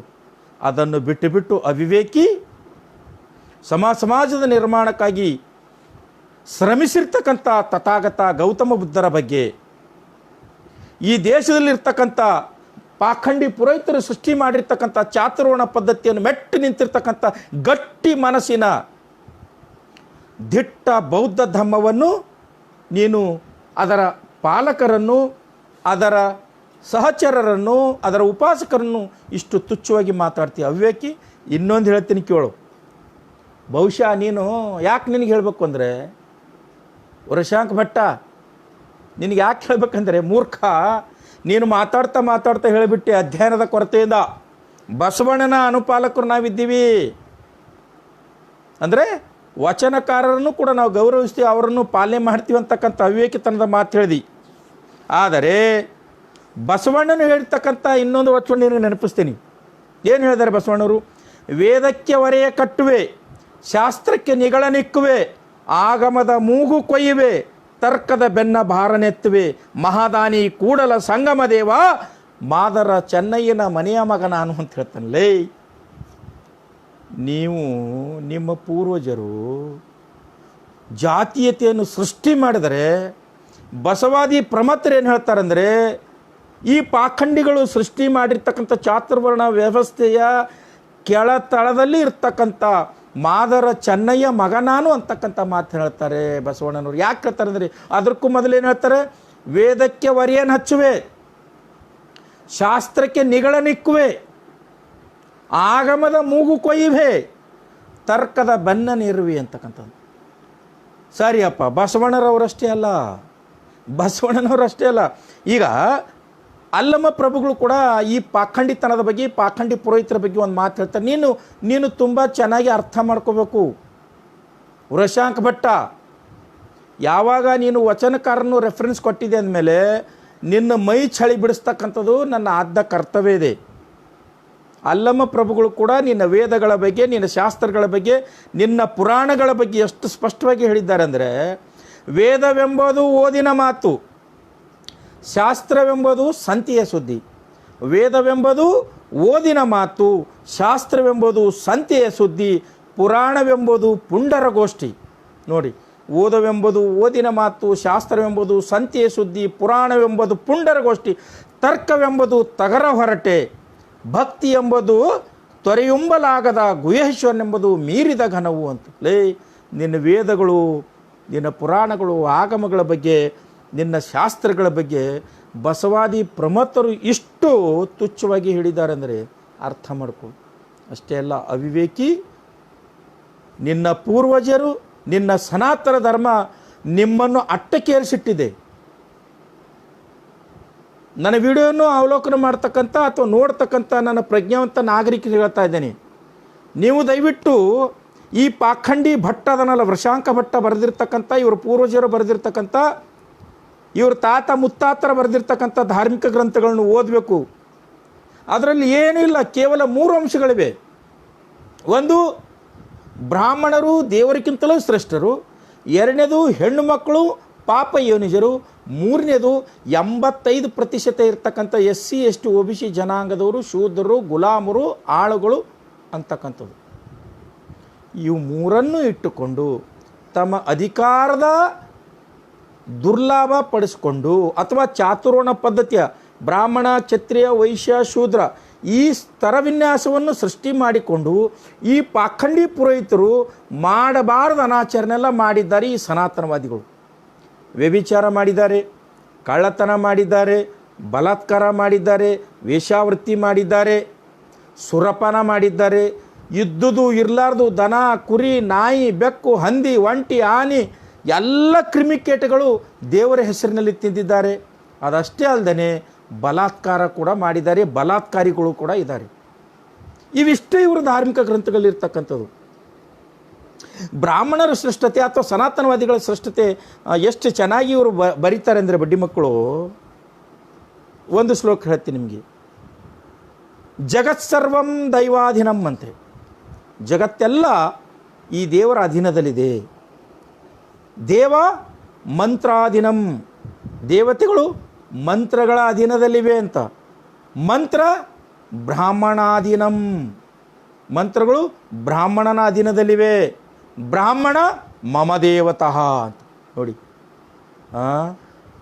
ಒಣ ಓದ್ಬಿಟ್ಟು ಬಾಬಾ ಸಾಹೇಬ್ರ ಹೆಸರ ಮೇಲೆ ಮೀಸಲಾತಿ ತಗೊಂಡು ಹೆಂಡತಿ ಮಕ್ಕಳಿಗೆ ಸಲವಾದಷ್ಟೇ ಅಲ್ರಪ್ಪ, ನನ್ನ ಸಮಾಜವನ್ನು ಛಿದ್ರ ವಿಚ್ಛಿದ್ರ ಮಾಡಿಕೊಂಡಿರ್ತಕ್ಕಂಥ, ನನ್ನ ಸಮಾಜವನ್ನು ಶತಶತಮಾನಗಳಿಂದ ಶೋಷಣೆಗೆ ಒಳಪಡಿಸುತ್ತಲಿರುವ, ಇವತ್ತು ಕೂಡ ತಮ್ಮ ವಾಮನನಂಥ ಅನಿಷ್ಟ ಕಾಲಗಳನ್ನು ಶೋಷಿತ ಜನಾಂಗದ ತಲೆಯ ಮೇಲಿರ್ತಕ್ಕಂಥ ಈ ಪಾಖಂಡಿಗಳ ಬಂಡತನವನ್ನು ಎಳೆಯಾಗಿ ಬಿಚ್ಚತಕ್ಕಂಥದ್ದು ಪ್ರತಿಯೊಬ್ಬ ನಾಗರಿಕನ ಕರ್ತವ್ಯ ಇದೆ. ಪ್ರತಿಯೊಬ್ಬ ಮೀಸಲಾತಿಯ ಫಲಾನುಭವಿಯ ಕರ್ತವ್ಯ ಇದೆ. ಅದಕ್ಕೆ ನಮ್ಮ ಅಪ್ಪ ಬಾಬಾ ಸಾಹೇಬ್ ಡಾಕ್ಟರ್ BR ಅಂಬೇಡ್ಕರ್ ಅವರು 1927 ಡಿಸೆಂಬರ್ 25ನೇ ತಾರೀಕು ದಿವಸ ಈ ಪಾಖಂಡಿಗಳ ಪಾಖಂಡತನವನ್ನು ಹೊರಗಾಕಿ ಸಹಸ್ರ ಬುದ್ಧಿ, ನೀಲಕಂಠ ಸಹಸ್ರ ಬುದ್ಧಿ ಅಂತಕ್ಕಂಥ ಒಬ್ಬ ಪ್ರಜ್ಞಾವಂತ ಬ್ರಾಹ್ಮಣನ ಮೂಲಕ ಆ ಮನುಸ್ಮೃತಿ ಅಂತಕ್ಕಂಥ ಅನಿಷ್ಟ ಧಾರ್ಮಿಕ ಗ್ರಂಥವನ್ನು ಸುಟ್ಟು ಹಾಕೋದು. ಅದು ಒಂದೇ ಸುಟ್ಟಿಲ್ಲ ಬಾಬಾ ಸಾಹೇಬರು. ನೀವು ಅಧ್ಯಯನ ಮಾಡಿದರೆ ಈ ಸನಾತನವಾದಿಗಳ ಎಲ್ಲ ಅನಿಷ್ಟ ಧಾರ್ಮಿಕ ಗ್ರಂಥಗಳನ್ನು ಸುಟ್ಟು ಹಾಕ್ತಿರಂತಕ್ಕಂಥ ಮಾತನ್ನು ಹೇಳಿದ್ರು. ನೀವು ಪೂಜೆ ಮಾಡ್ತಕ್ಕಂಥ ಎಲ್ಲ ದೇವರುಗಳಿಗಿಂತಲೂ ನಾನಂತೂ ಪೂಜೆ ಮಾಡೋಂಗಿಲ್ಲ. ನನ್ನ ಮನೆಯಲ್ಲಿ ದೇವರೇ ಇಲ್ವೇ ಇಲ್ಲ. ಯಾವಾಗ ನಾನು ಪರಿವರ್ತನೆ ಆಗಿದ್ದೇನೋ ಆವತ್ತಿನಿಂದ ನನ್ನ ಮನೆಯಲ್ಲಿ ದೇವರಿಲ್ಲ. ಇನ್ನೂ ಪೂಜೆ ಮಾಡ್ತಕ್ಕಂಥ, ದೇವರು ಪೂಜೆ ಮಾಡ್ತಕ್ಕಂಥ ಅಥವಾ ಈ ಪಾಖಂಡಿ ಪುರೋಹಿತರ ಸೃಷ್ಟಿ ಮಾಡ್ತಕ್ಕಂಥ ದೇವತೆಗಳನ್ನು ಪೂಜೆ ಮಾಡ್ತಕ್ಕಂಥ ಈ ಭಂಡ ಅಂಧ ಭಕ್ತರಿಗೆ ಹೇಳ್ತೀನಿ, ಮೂರ್ಖರೇ, ಅವ್ರು ಹೇಳ್ತಾರೆ ಜಗತ್ಸರ್ವಂ ದೈವಾಧೀನಂ, ದೈವಂ ಮಂತ್ರಾಧೀನಂ, ಮಂತ್ರಂ ಬ್ರಾಹ್ಮಣಾಧೀನಂ, ಬ್ರಾಹ್ಮಣ ಮಮ ದೇವತಾ ಅಂತ. ಅಂದರೆ ಈ ಸೃಷ್ಟಿಯಲ್ಲಿರ್ತಕ್ಕಂಥ ದೇವರುಗಳಿಗಿಂತಲೂ ಶ್ರೇಷ್ಠ ಯಾವನಾದರೂ ಇದ್ದರೆ ಅದು ಬ್ರಾಹ್ಮಣ. ಅದಕ್ಕಾಗಿ ಬ್ರಾಹ್ಮಣನೇ ಈ ಸೃಷ್ಟಿಗೆ ದೇವರ ಅಂತಕ್ಕಂಥ ಶ್ಲೋಕಗಳು ಬರೆದುಕೊಂಡು ನಿಮಗೆ ಮೂರ್ಖನಾಗಿ ಮಾಡ್ತಾ ಇದ್ದಾರೆ. ಗುಡಿಗೆ ಹೋಗ್ತೀರಿ ಶನಿವಾರ ದಿವಸ ಹನುಮಂತ ದೇವ್ರ ಗುಡಿಗೆ, ಗುರುವಾರ ದಿವಸ ಯಾವುದೋ ಗುಡಿಗೆ ಹೋಗ್ತೀರಿ, ಗುಡಿಗೆ ಹೋಗಿ ದಾರ ಕಟ್ಕೋತೀರಿ. ನಿಮಗೆ ಅವ್ರೊಂದು ಶ್ಲೋಕ ಹೇಳ್ತಾರೆ ಸ್ನೇಹಿತರು, ಏನ ಬದ್ದೋ ದಾನವೇಂದ್ರ ಬಲಿರಾಜ ಮಹಾಬಲಿ ತೇನತ್ವಂ ಮಹಾಚಲ ಮಹಾಚಲ ಅಂಥೇಳಿ ನಿಮಗೆ ದಾರ ಕಟ್ಟಿಬಿಡ್ತಾರೆ. ಅದರ ಅರ್ಥ ಗೊತ್ತಾ ನಿಮಗೆ? ದಾರ ಕಟ್ಕೊಳ್ತಕ್ಕಂಥವ್ರಿಗೆ ಹೇಳ್ತೀನಿ, ಕೈಯಲ್ಲಿ ಗುಡಿಗಳಿಗೆ ಹೋಗಿ ದಾರ ಕಟ್ಕೊಳ್ತಕ್ಕಂಥವ್ರಿಗೆ ಹೇಳ್ತಾರೆ, ಮೂರ್ಖ, ನಿನ್ನ ಮೂಲ ಪುರುಷನಾಗಿರ್ತಕ್ಕಂಥ ಬಲಿಚಕ್ರವರ್ತಿಗೆ ದಾರ ಕಟ್ಟಿ ವಾಮನ ನಮ್ಮ ಮೂಲ ಪುರುಷ ಗುಲಾಮನಾಗಿ ಮಾಡಿಕೊಂಡ, ಇಂದಿನಿಂದ ನೀನು ನನ್ನ ಗುಲಾಮ ಅಂತಕ್ಕಂಥ ಅದರ ಅರ್ಥ ಆಗುತ್ತೆ. ಅದಕ್ಕಾಗಿ ಸ್ನೇಹಿತರೆ, ಈ ಪಾಖಂಡಿ ಪುರೋಹಿತನಾಗಿರ್ತಕ್ಕಂಥ ಭಟ್ಟನಾಗಿರ್ತಕ್ಕಂಥ ವೃಷಾಂಕ ಭಟ್ಟನಿಗೆ ಉತ್ತರ ಕೊಡಬೇಕಾಗಿತ್ತು. ಇನ್ನು ನೇರವಾಗಿ ಅವನ ಪ್ರಶ್ನೆಗಳಿಗೆ ತಕ್ಕಂತೆ ಉತ್ತರ ಕೊಡ್ತೀನಿ. 4 ಪ್ರಶ್ನೆ ಏರಿಸಿದ್ದಾನೆ. ಏನು ಎತ್ತಿದ್ದಾನೆ? ಬುದ್ಧರೆನಿಸಿಕೊಂಡ ಕೆಲವು ಜನರು ಬುದ್ಧನ ಫೋಟೋ ಇಟ್ಕೊಂಡು ಮಾತ್ರ ತಿರುಗುತ್ತಾರೆ, ಅಷ್ಟಕ್ಕೆ ಮಾತ್ರ ಅವರು ನಾವು ಬುದ್ಧಿವಂತರು ಅಂತಕ್ಕಂಥ ಮಾತನ್ನು ಹೇಳ್ತಾರೆ. ಅವರೆಲ್ಲ ಮಾವೋವಾದಿಗಳು, ನೆಕ್ಸಲ್ವಾದಿಗಳು ಮತ್ತು ಕಮ್ಯುನಿಸ್ಟ್ವಾದಿಗಳು ಅಂತಕ್ಕಂಥ ಪದ ಬಳಕೆ ಮಾಡಿದ್ದಾನೆ. ಮಾವೋವಾದಿಗಳು, ಕಮ್ಯುನಿಸ್ಟ್ವಾದಿಗಳು ಅಂತಕ್ಕಂಥದ್ದು ಈ ಅವಿವೇಕಿಗೆ ಗೊತ್ತಿಲ್ಲ. ಕಮ್ಯುನಿಸ್ಟ್ ಸಿದ್ಧಾಂತ, ಮಾವೋವಾದಿ ಸಿದ್ಧಾಂತ ಏನಿದೆ ನನಗೆ ಕೇಳಿ ನಾನು ಹೇಳ್ತೀನಿ. ಹೋಲಿಕೆ ಮಾಡ್ತಕ್ಕಂಥಲ್ಲೂ ಕೂಡ ಔಚಿತ್ಯ ಇರಬೇಕು. ಇಲ್ಲದೆ ಹೋದರೆ ಸಾಮಾಜಿಕ ಜಾಲತಾಣದಲ್ಲಿ ನಿನ್ನ ಸಮಾಜದಂಥ ಅಂಧಭಕ್ತರು, ನಿನ್ನಂಥ ಮೂರ್ಖರು ಮಾತ್ರ ಇವನ್ನು ನೋಡಲ್ಲ. ಪ್ರಜ್ಞಾವಂತ ನಾಗರಿಕರು ಸಾಮಾಜಿಕ ಜಾಲತಾಣಗಳ ಮೂಲಕ ಇವತ್ತು ತಮ್ಮ ಆಚಾರ ವಿಚಾರಗಳನ್ನು, ತಮ್ಮ ತತ್ವ ಸಿದ್ಧಾಂತಗಳನ್ನು, ತಮ್ಮ ಬದ್ಧತೆಯನ್ನು, ತಮ್ಮ ಸಾಧನೆಯನ್ನು, ತಮ್ಮ ಬೌದ್ಧಿಕ ಸಾಮರ್ಥ್ಯವನ್ನು ಜನರ ಜೊತೆಗೆ ಹಂಚ್ಕೋತಾ ಇದ್ದಾರೆ. ಅವಿವೇಕಿ, ನೀನೇನು ಹೇಳ್ತೀಯ? ಬುದ್ಧನ ಫೋಟೋ ಇಟ್ಕೊಂಡು ತಿರುಗಾಡ್ತಕ್ಕಂಥ ಮಾವೋವಾದಿಗಳು ಮತ್ತು ಮಾರ್ಕ್ಸ್ವಾದಿಗಳು ಇವತ್ತು ದಿವಸ ತಮ್ಮಷ್ಟು ತಾವೇ ಬುದ್ಧರಂತಾರೆ ಅಂತಕ್ಕಂಥ ಮಾತನ್ನು ಹೇಳಿದ್ದೀನಿ. ನಿನಗೊಂದು ಮಾತಿಟ್ಟು, ನನ್ನ ಜನಾಂಗ ಕೇವಲ ಬುದ್ಧರ ಪ್ರತಿಮೆ ಇಟ್ಟುಕೊಂಡ ಕ್ಷಣ, ಕೇವಲ ಬುದ್ಧನ ಫೋಟೋಗಳನ್ನು ಮೊಬೈಲ್ನಲ್ಲಿ DP ಇಟ್ಕೊಂಡ ಕ್ಷಣ, ಕೇವಲ ಬುದ್ಧರ ಫೋಟೋಗಳನ್ನು ಮನೆಯಲ್ಲಿ ತೂಗು ಹಾಕ್ಕೊಂಡಿದ್ದಕ್ಕೆ ಇಷ್ಟೊಂದು ಉರ್ಕೋತಾ ಇದೆಯಾ, ಇಷ್ಟೊಂದು ಭಯಭೀತರಾಗಿದ್ದೀರಿ. ಒಂದು ವೇಳೆ ನನ್ನ ಜನಾಂಗ ವಿನಯ ಪೀಠಕ, ಸುತ್ತು ಪೀಠಕ, ಅಭಿಧಮ್ಮ ಪೀಠಕ, ಧಮ್ಮಪದ, ಅಷ್ಟಾಂಗ ಮಾರ್ಗ, 4 ಆರ್ಯ ಸತ್ಯಗಳು, ಪಂಚಶೀಲಗಳು ಇವನ್ನು ಪಾಲನೆ ಮಾಡುತ್ತಾ ತಮ್ಮನ್ನು ತಾವು ಬೌದ್ಧ ಧರ್ಮಕ್ಕೆ ಅಪ್ಪಿಕೊಂಡದ್ದೇ ಆದರೆ ನೀವು ಅಂದರೆ ಇಂಥ ಪಾಖಂಡಿ ಸನಾತನವಾದಿ ಭಟ್ರು ಈ ದೇಶ ಬಿಟ್ಟು ಓಡಿ ಹೋಗಬೇಕಾಗುತ್ತೆ. ಇದು ನೆನ್ಪಿಟ್ಕೋ ಅಂತಕ್ಕಂಥ ಮಾತನ್ನು ನಿನ್ಗೆ ಹೇಳ್ತೀನಿ. ಜೊತೆಗೆ ಯಾವತ್ತೂ ಕೂಡ ನನ್ನ ಜನ ಯಾವತ್ತು ಭೌತಿಕವಾಗಿ ಒಪ್ಪಿಕೊಂಡ ಹಾಗೆ ಭೌತಿಕವಾಗಿ ಬೌದ್ಧ ಧರ್ಮವನ್ನು ಒಪ್ಪಿಕೊಂಡಿದ್ದಾರೆ. ಯಾವತ್ತು ನನ್ನ ಜನ ಬೌದ್ಧಿಕವಾಗಿ ಬೌದ್ಧ ಧರ್ಮವನ್ನು ಒಪ್ಕೊತಾರೋ ಅವತ್ತು ನೀನು ಈ ದೇಶದಿಂದ ಕಾಲು ಕಿತ್ತಕ್ಕಂಥ ಟೈಮ್ ಬರ್ತದೆ. ಇದು ನೆನಪಿಟ್ಕೊ ಅಂತಕ್ಕಂಥ ಮಾತನ್ನು ಹೇಳ್ತೇನೆ. ಇನ್ನೊಂದು ಮಾತು ಹೇಳ್ತೀನಿ, ಏನು? ಅವಿವೇಕಿ ಬುದ್ಧರಕ್ಕಿಂತ ಭಂತೇಜಿಯವರ ಒಂದು ಪುಸ್ತಕವನ್ನು ಉಲ್ಲೇಖ ಮಾಡಿ, ಬುದ್ಧನು ಒಬ್ಬ ರೋಗಿಯನ್ನು ನೋಡಿದನು, ಬುದ್ಧನು ಒಬ್ಬ ಮುದುಕನನ್ನು ನೋಡಿದನು, ಬುದ್ಧ ಒಬ್ಬ ಸನ್ಯಾಸಿಯನ್ನು ನೋಡ್ದ, ಬುದ್ಧ ಒಬ್ಬ ಶವವನ್ನು ನೋಡ್ದ, ನೋಡ್ಕೊಂಡು ಬಿಟ್ಟು ಮನ ಪರಿವರ್ತನೆ ಆದ ಅಂತಾರೆ. ಎಷ್ಟು ಕಾಲ್ಪನಿಕವಾಗಿ ಸೃಷ್ಟಿ ಮಾಡ್ತೀರ ಕಾಳುಬಡ್ಡಿ ಹೈದಗಳೇ. ನಿನಗೆ ಅನುಮಾನ ಇದ್ದರೆ ಈ ವಿಶ್ವಸಂಸ್ಥೆಯ 195 ರಾಷ್ಟ್ರಗಳು 2016ರಲ್ಲಿ ವಿಶ್ವಸಂಸ್ಥೆಯ 193 ರಾಷ್ಟ್ರಗಳು ಪ್ರಪಂಚದ ಜ್ಞಾನದ ಚಿಹ್ನೆ, ಪ್ರಪಂಚದ ಜ್ಞಾನದ ಪ್ರತೀಕ ಅಂತ ಪ್ರಶಂಸೆ ಮಾಡಿ ಗೌರವಿಸಿರ್ತಕ್ಕಂಥ ಗೌರವಶಾಲಿ ಬಾಬಾ ಸಾಹೇಬ್ ಡಾಕ್ಟರ್ BR ಅಂಬೇಡ್ಕರ್ ಅವರು ಬರೆದಿರ್ತಕ್ಕಂಥ ಬುದ್ಧ ಮತ್ತು ಆತನ ಧಮ್ಮ ಕರ್ನಾಟಕ ಸರ್ಕಾರ ಗೌರವನಿಂದ ಕರ್ನಾಟಕ ಸರ್ಕಾರ ಮುದ್ರಣ ಮಾಡಿದೆ. ವ್ಯಾಲ್ಯೂಮ್ ನಂಬರ್ 10ರಲ್ಲಿ ಬುದ್ಧ ಧಮ್ಮ ಇದೆ, ತಗೊಂಡು ಓದು. ಅವಿವೇಕಿ, ಗೌರವಾನ್ವಿತ ಬುದ್ಧರಕ್ಕಿಂತಲೂ ಬಾಬಾ ಸಾಹೇಬ್ರಿಗಿಂತಲೂ ಏನು ದೊಡ್ಡ ಜ್ಞಾನಿ ಇದ್ದಿದ್ದಿಲ್ಲ. ಅವರು ಚಿವಾರ ಹಾಕಿದ್ದಾರೆ, ಬೌದ್ಧ ಧಮ್ಮದ ಪ್ರಚಾರಕ್ಕಾಗಿ ಪ್ರಸಾರಕ್ಕಾಗಿ ಶ್ರಮಿಸಿದ್ದಾರೆ. ನಾವು ಅವ್ರಿಗೆ ಋಣಿ ಇದ್ದೇವೆ. ಹಾಗಂದ ಮಾತ್ರಕ್ಕೆ ಅವ್ರು ಹೇಳಿರ್ತಕ್ಕಂಥದ್ದು ಎಲ್ಲನೂ ಒಪ್ಕೊಳಕ ನಾವು ನಿನ್ನ ಹಾಗೆ ಅಂಧಭಕ್ತರಲ್ಲ. ಸ್ವತಃ ಬಾಬಾ ಸಾಹೇಬ್ ಹೇಳಿರ್ತಕ್ಕಂಥದ್ದು, ಸ್ವತಃ ಬುದ್ಧ ಹೇಳಿರ್ತಕ್ಕಂಥದ್ದು, ಭಿಕ್ಷು ಸಂಘಕ್ಕೆ ಬನ್ನಿ, ಧಮ್ಮವನ್ನು ಕೇಳಿ, ಧಮ್ಮ ನಿಮಗೆ ಇಷ್ಟ ಆದರೆ ಸಂಘದಲ್ಲಿರ್ರಿ, ಇಲ್ಲದೆ ಹೋದರೆ ನಿಮ್ಮಷ್ಟಕ್ಕೆ ನೀವಿರ್ರಿ ಅಂತ ಬಾಬಾ ಸಾಹೇಬರು ಸ್ವತಃ ಹೇಳಿದ್ದು. ಬಾಬಾ ಸಾಹೇಬರು ಪ್ರಶ್ನೆ ಮಾಡಲು ಕೇಳ್ತಾ ಇದ್ರು. ಬಾಬಾ ಸಾಹೇಬರು ಪ್ರಶ್ನೆ ಮಾಡದೆ ಯಾವುದನ್ನು ಒಪ್ಪಿಕೊಳ್ಳಬೇಡಿ ಅಂತ ಬಾಬಾ ಸಾಹೇಬರು ಹೇಳ್ತಾ ಇದ್ರು. ಅಂಥ ಸಂದರ್ಭದಲ್ಲಿ ನಾವು ಬುದ್ಧರ ಕಿತ್ತ ಭಂತೇಜಿಯವರು ಹೇಳಿದ್ದಾರೆ ಅಂತೇಳಿ ಒಪ್ಕೊಳ್ಳೋಕ್ಕೆ ನಾವೇ ನಿನ್ನ ಹಾಗೆ ಅಂಧಭಕ್ತರ? ಅವಿವೇಕಿ, ಅರ್ಥ ಮಾಡಿಕೊಳ್ಳು. ತಥಾಗತ ಗೌತಮ ಬುದ್ಧರು ಅಥವಾ ಗೌತಮ ಬುದ್ಧರು ಮನೆಯನ್ನು ಬಿಡಲಿಕ್ಕೆ ಕಾರಣ ರೋಹಿಣಿ ನದಿಯ ವಿವಾದ. ಸಕಲ ಜೀವಾತ್ಮರಿಗೆ ಲೇಸನ್ನು ಬಯಸ್ತಕ್ಕಂಥ ಬುದ್ಧ ಈ ವ್ಯವಸ್ಥೆಯ ವಿರುದ್ಧ ವ್ಯವಸ್ಥೆಯನ್ನು ಬದಲಾವಣೆ ಮಾಡಬೇಕು ಅಂತ ತಿಳಿದು ಗೃಹ ತ್ಯಾಗ ಮಾಡಿದ್ರೆ ವಿನ, ವೈರಾಗ್ಯ ಹೊಂದಿದ್ರೆ ವಿನ, ಆ ಹೆಣಗಳ ನೋಡಿ, ರೋಗಿಯ ನೋಡಿ ವೈರಾಗ್ಯಗೊಂಡದ್ದಲ್ಲ. ಇನ್ನೊಂದು ಏನು ಹೇಳಿದೆ, ಒಬ್ಬ ಜ್ಯೋತಿಷ್ಯ ಬಂದು ಜ್ಯೋತಿಷ್ಯ ನೋಡಿದನು. ಏನು ಜ್ಯೋತಿಷ್ಯ ನೋಡಿದನು ಅಂದರೆ, ಬುದ್ಧ ಯಶೋಧನ ಮತ್ತು ಶುದ್ಧೋಧನನಿಗೆ ಮತ್ತು ಮಹಾಮಾಯವರಿಗೆ ನಿನ್ನ ಮಗ ಸನ್ಯಾಸಿ ಆಗ್ತಾನಂತ ಜ್ಯೋತಿಷ್ಯ ನೋಡಿದನು. ಅದಕ್ಕಾಗಿ ಬುದ್ಧ ಜ್ಯೋತಿಷ್ಯ. ಅವಿವೇಕಿ ಆತ ಜ್ಯೋತಿಷ್ಯ ಅಲ್ಲ, ಅಶಿತ ಮಹರ್ಷಿ ಅಂತಕ್ಕಂಥ ಒಬ್ಬ ಮಾನವ ಧರ್ಮದ ಪ್ರತಿಪಾದಕ ರಾಜಗುರು ಅಶಿತ ಮಹರ್ಷಿ. ಶುದ್ಧೋಧನ ಆಶ್ರಮಕ್ಕೆ ಮತ್ತು ಅವರ ರಾಜಾಶ್ರಯಕ್ಕೆ ಬರ್ತಾರೆ. ಹುಟ್ಟಿರ್ತಕ್ಕಂಥ ಮಗುವಿಗೆ ಮುಖ ನೋಡ್ತಾರೆ. ಮುಖ ನೋಡಿ ತುಂಬ ಖುಷಿ ಪಡ್ತಾರೆ. ಖುಷಿಪಟ್ಟು ಹೇಳ್ತಾರೆ, ವಾ ಎಂಥ ಸಾತ್ವಿಕ ಸ್ವಭಾವದ,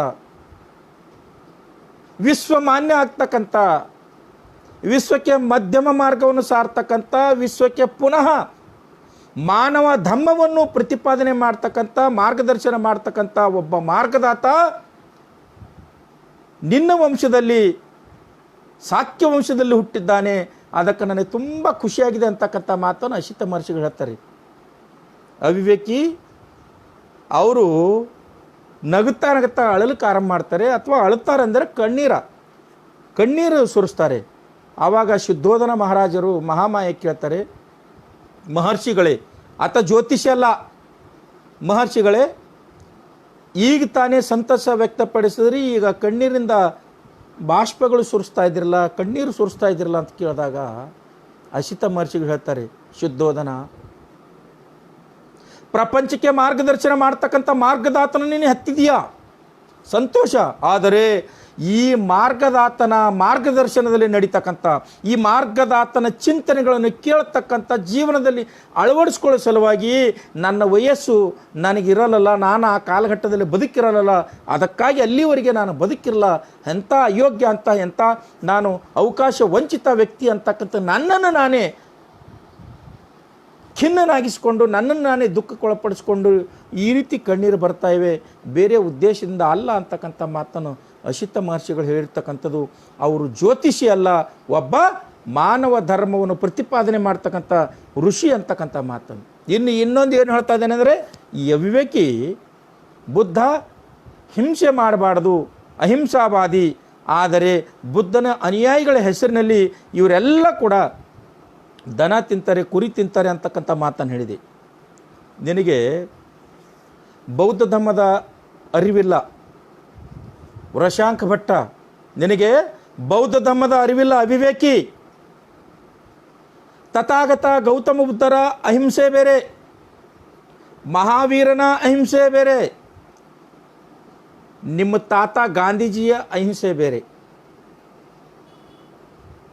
ಗೌತಮ ಬುದ್ಧರ ಅಹಿಂಸೆ ಅರ್ಥ ಮಾಡಿಕೊಳ್ಳಬೇಕಾದ್ರೆ ಮಧ್ಯಮ ಮಾರ್ಗದಲ್ಲಿ ನಡಿಬೇಕು. ಗಾಂಧೀಜಿ ಅಹಿಂಸೆ ಯಾವುದು ನಿನಗೆ ಹೇಳ್ತೀನಿ ಇವತ್ತು. ಬಹುಶಃ ನಿನ್ನಿಂದಾದರೂ ಕೂಡ ನನ್ನ ಸ್ನೇಹಿತರಿಗೆ, ನಮ್ಮ ಗೆಳೆಯರಿಗೆ, ನನ್ನ ಬಂಧು ಬಾಂಧವರಿಗೆ, ಬಾಬಾ ಸಾಹೇಬರ ಅನುಯಾಯಿಗಳಿಗೆ, ಬೌದ್ಧ ಧರ್ಮದ ಉಪಾಸಕರಿಗೆ ಆದರೂ ಕೂಡ ಒಂದಿಷ್ಟು ವಿಚಾರಗಳು ಸಿಗಲಿ. ಈ 3 ಜನರ ಅಹಿಂಸೆ ಬೇರೆ ಬೇರೆ ಇದೆ. ಗಾಂಧೀಜಿಯ ಅಹಿಂಸೆ ಯಾವುದು ಅಂದರೆ, ಬ್ರಾಹ್ಮಣರು ಸೃಷ್ಟಿ ಮಾಡಿರ್ತಕ್ಕಂಥ ಚಾತುರ್ವರ್ಣ ಪದ್ಧತಿಯನ್ನು, ಅಂದರೆ ಬ್ರಾಹ್ಮಣ, ಕ್ಷತ್ರಿಯ, ವೈಶ್ಯ, ಶೂದ್ರ ಅಂತಕ್ಕಂಥ ಈ ಪದ್ಧತಿ ಏನಿದೆ ಇದನ್ನು ಪ್ರತಿಪಾದನೆ ಮಾಡ್ತಾನೆ ಗಾಂಧೀಜಿ. ಆತ ಹೇಳೋದೇನೆಂದರೆ, ಶೂದ್ರ ಸಮಾಜದಲ್ಲಿರ್ತಕ್ಕಂಥ ಜನಾಂಗ ಅಂದರೆ ಇವತ್ತಿನ SC ST OBC ಜನಾಂಗದವರು ತಮ್ಮ ತಮ್ಮ ಜಾತಿಯ ಜನಾಂಗದ ಕಸುಬುಗಳು ಮಾಡಬೇಕು. ಅದನ್ನು ಬಿಟ್ಟು ಈ ಮೇಲಿನ 3 ವರ್ಗದ ಜನರಿಗೆ ಪ್ರಶ್ನೆ ಮಾಡುವುದಾಗಲಿ, ಅವರಿಗೆ ತೊಂದರೆ ಕೊಡೋದಾಗಲಿ ಮಾಡಿದರೆ ಅದನ್ನು ಹಿಂಸೆ ಅಂತ ಕರೀತಾನೆ ಗಾಂಧಿ.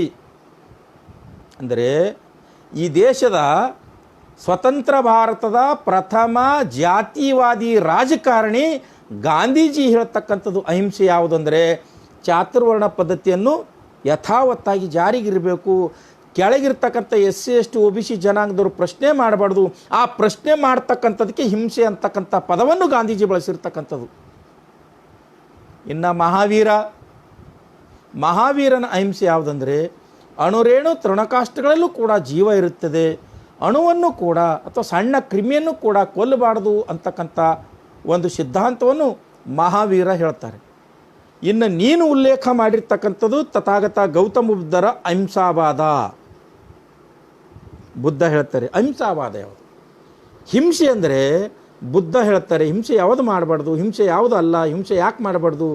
ಅಹಿಂಸೆ ಅಂದ್ರೇನು ಬುದ್ಧರ ಪ್ರಕಾರ ಅಂದರೆ ಅವಿವೇಕಿ ವೃಷಾಂಕ ಭಟ್ಟ ಕೇಳು, ಚೆನ್ನಾಗಿ ಪಾಠ ಹೇಳ್ತೀನಿ. ಅಹಿಂಸೆ ಯಾವುದು ಬುದ್ಧರ ಪ್ರಕಾರ ಅಂದರೆ ಒಬ್ಬ ಮನುಷ್ಯ, ಒಬ್ಬ ಜೀವಿ ಮತ್ತೊಂದು ಜೀವಿಯನ್ನು, ಒಬ್ಬ ವ್ಯಕ್ತಿ ಮತ್ತೊಬ್ಬ ವ್ಯಕ್ತಿಯನ್ನು, ಒಬ್ಬ ಮನುಷ್ಯ ಮತ್ತೊಬ್ಬ ವ್ಯಕ್ತಿಯನ್ನು ತನ್ನ ಸಮನಾಗಿ ಪರಿಭಾವಿಸ್ತಕ್ಕದ್ದು. ಉಚ್ಚ ನೀಚ ಅಂತಕ್ಕಂಥ ಭೇದ ಭಾವ ಸೃಷ್ಟಿ ಮಾಡ್ತಕ್ಕಂಥದ್ದು, ಉಚ್ಚ ನೀಚ ಅಂತಕ್ಕಂಥ ಸಿದ್ಧಾಂತದ ಮೇಲೆ ಒಬ್ಬ ವ್ಯಕ್ತಿ ಮತ್ತೊಬ್ಬ ವ್ಯಕ್ತಿಯ ಮೇಲೆ ದೌರ್ಜನ್ಯ ಮಾಡ್ತಕ್ಕಂಥದ್ದು, ದಬ್ಬಾಳಿಕೆ ಮಾಡ್ತಕ್ಕಂಥದ್ದನ್ನು ಬುದ್ಧ ಹಿಂಸೆ ಅಂತ ಕರೆದಿದ್ದಾರೆ. ಅಂದರೆ ಸಕಲ ಜೀವಾತ್ಮರಿಗೆ ಲೇಸನ್ನು ಬಯಸ್ತಕ್ಕಂಥದ್ದೇ ಅಹಿಂಸೆ ಅಂತಕ್ಕಂಥ ಮಾತನ್ನು ಬುದ್ಧ ಹೇಳಿದ್ದಾರೆ. ಹಾಗಂತ ಇನ್ನೊಂದು ಮಾತು ತುಂಬ ಚೆನ್ನಾಗಿ ಹೇಳಿದ್ದಾರೆ ಮಿಸ್ಟರ್ ಭಟ್ಟ. ಬುದ್ಧ ಹೇಳ್ತಾರೆ ಏನಂದರೆ ಈ ರೀತಿ ಚಾತುರ್ವರ್ಣ ಪದ್ಧತಿಯನ್ನು ಪ್ರತಿಪಾದನೆ ಮಾಡ್ತಕ್ಕಂಥ ಯಾವನೇ ಆಗಿರಲಿ, ಬ್ರಾಹ್ಮಣನಾಗಿರಲಿ, ಕ್ಷತ್ರಿಯನಾಗಿರಲಿ, ವೈಶ್ಯನಾಗಿರಲಿ, ಶೂದ್ರರ ಮೇಲೆ ದಬ್ಬಾಳಿಕೆ ಮಾಡಿದ್ದೇ ಆದರೆ ನೀವ್ಯಾರೂ ಸಹಿಸ್ಕೋಬಾರ್ದು ಅಂತಕ್ಕಂಥ ಮಾತನ್ನು ಬುದ್ಧ ಹೇಳ್ತಾರೆ. ಅದಕ್ಕೆ ಅವರು ಒಂದೇ ವಾಕ್ಯದಲ್ಲಿ ಉತ್ತರ ಕೊಡ್ತಾರೆ. ಏನಂದರೆ ಬುದ್ಧ ಹೇಳ್ತಾರೆ ಅನ್ಯಾಯಕ್ಕೆ ತೋರಿಸಬೇಕಾದ ಪ್ರತಿರೋಧ ಹಿಂಸೆ ಅಲ್ಲ ಅಂತ. ನಿನ್ನ ಮೇಲೆ ಬ್ರಾಹ್ಮಣನಾಗಲಿ, ಕ್ಷತ್ರಿಯನಾಗಲಿ, ವೈಶ್ಯನಾಗಲಿ, ಶೂದ್ರನ ಮೇಲೆ ದಬ್ಬಾಳಿಕೆ ಮಾಡಿದರೆ ನೀನು ಸಹಿಸಿಕೊಂಡು ಸುಮ್ಮನೆ ಇರಬಾರ, ಅದಕ್ಕೆ ಪ್ರತಿರೋಧ ಒಡ್ಡು, ಅದು ಹಿಂಸೆ ಅಲ್ಲ ಅಂತಕ್ಕಂಥ ಮಾತನ್ನು ಬುದ್ಧ ಹೇಳಿರ್ತಕ್ಕಂಥದ್ದು.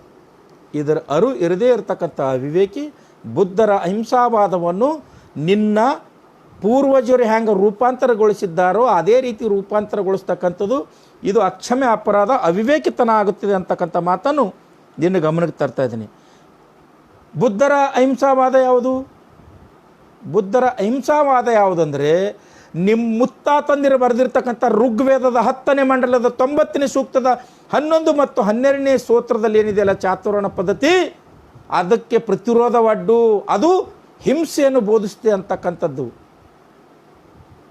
ನಿನ್ನ ಮುತ್ತಾತರು ಬರೆದಿರ್ತಕ್ಕಂಥ ಭಗವದ್ಗೀತೆಯ ಅಧ್ಯಾಯ 4 ಶ್ಲೋಕ 13ರಲ್ಲಿ ಏನಿದೆಯಲ್ಲ ಚಾತುರ್ವರ್ಣ ಪದ್ಧತಿಯನ್ನು ಪ್ರತಿಪಾದನೆ ಮಾಡ್ತಕ್ಕಂಥದ್ರೆ ಚಾತುರ್ವರ್ಣಂ ಮಯಾ ಸೃಷ್ಟಂ ಅಂತಕ್ಕಂಥ ಮಾತಿದೆಯಲ್ಲ, ಇದಕ್ಕೆ ಪ್ರತಿರೋಧ ಒಡ್ಡು, ಅದು ಹಿಂಸೆ ಅಲ್ಲ ಅಂತಕ್ಕಂಥದ್ದು ಬುದ್ಧ ಹೇಳಿರ್ತಕ್ಕಂಥ ನಿನ್ನ ಮುತ್ತಾತರು ಬರೆದಿರ್ತಕ್ಕಂಥ ಮನುಸ್ಮೃತಿಯ ಅಧ್ಯಾಯ 1 ಶ್ಲೋಕ 87ರಲ್ಲಿ ಚಾತುರ್ವರ್ಣ ಪದ್ಧತಿಯನ್ನು ಪ್ರತಿಪಾದನೆ ಮಾಡಿದ್ದಾರಲ್ಲ ಅದಕ್ಕೆ ಪ್ರತಿರೋಧ ಒಡ್ಡು, ಅದು ಹಿಂಸೆ ಅಲ್ಲ ಅಂತಕ್ಕಂಥದ್ದು ಬುದ್ಧ ಹೇಳಿರ್ತಕ್ಕಂಥ. ಇದು ಚೆನ್ನಾಗಿ ನೆನಪಿಟ್ಕೋ.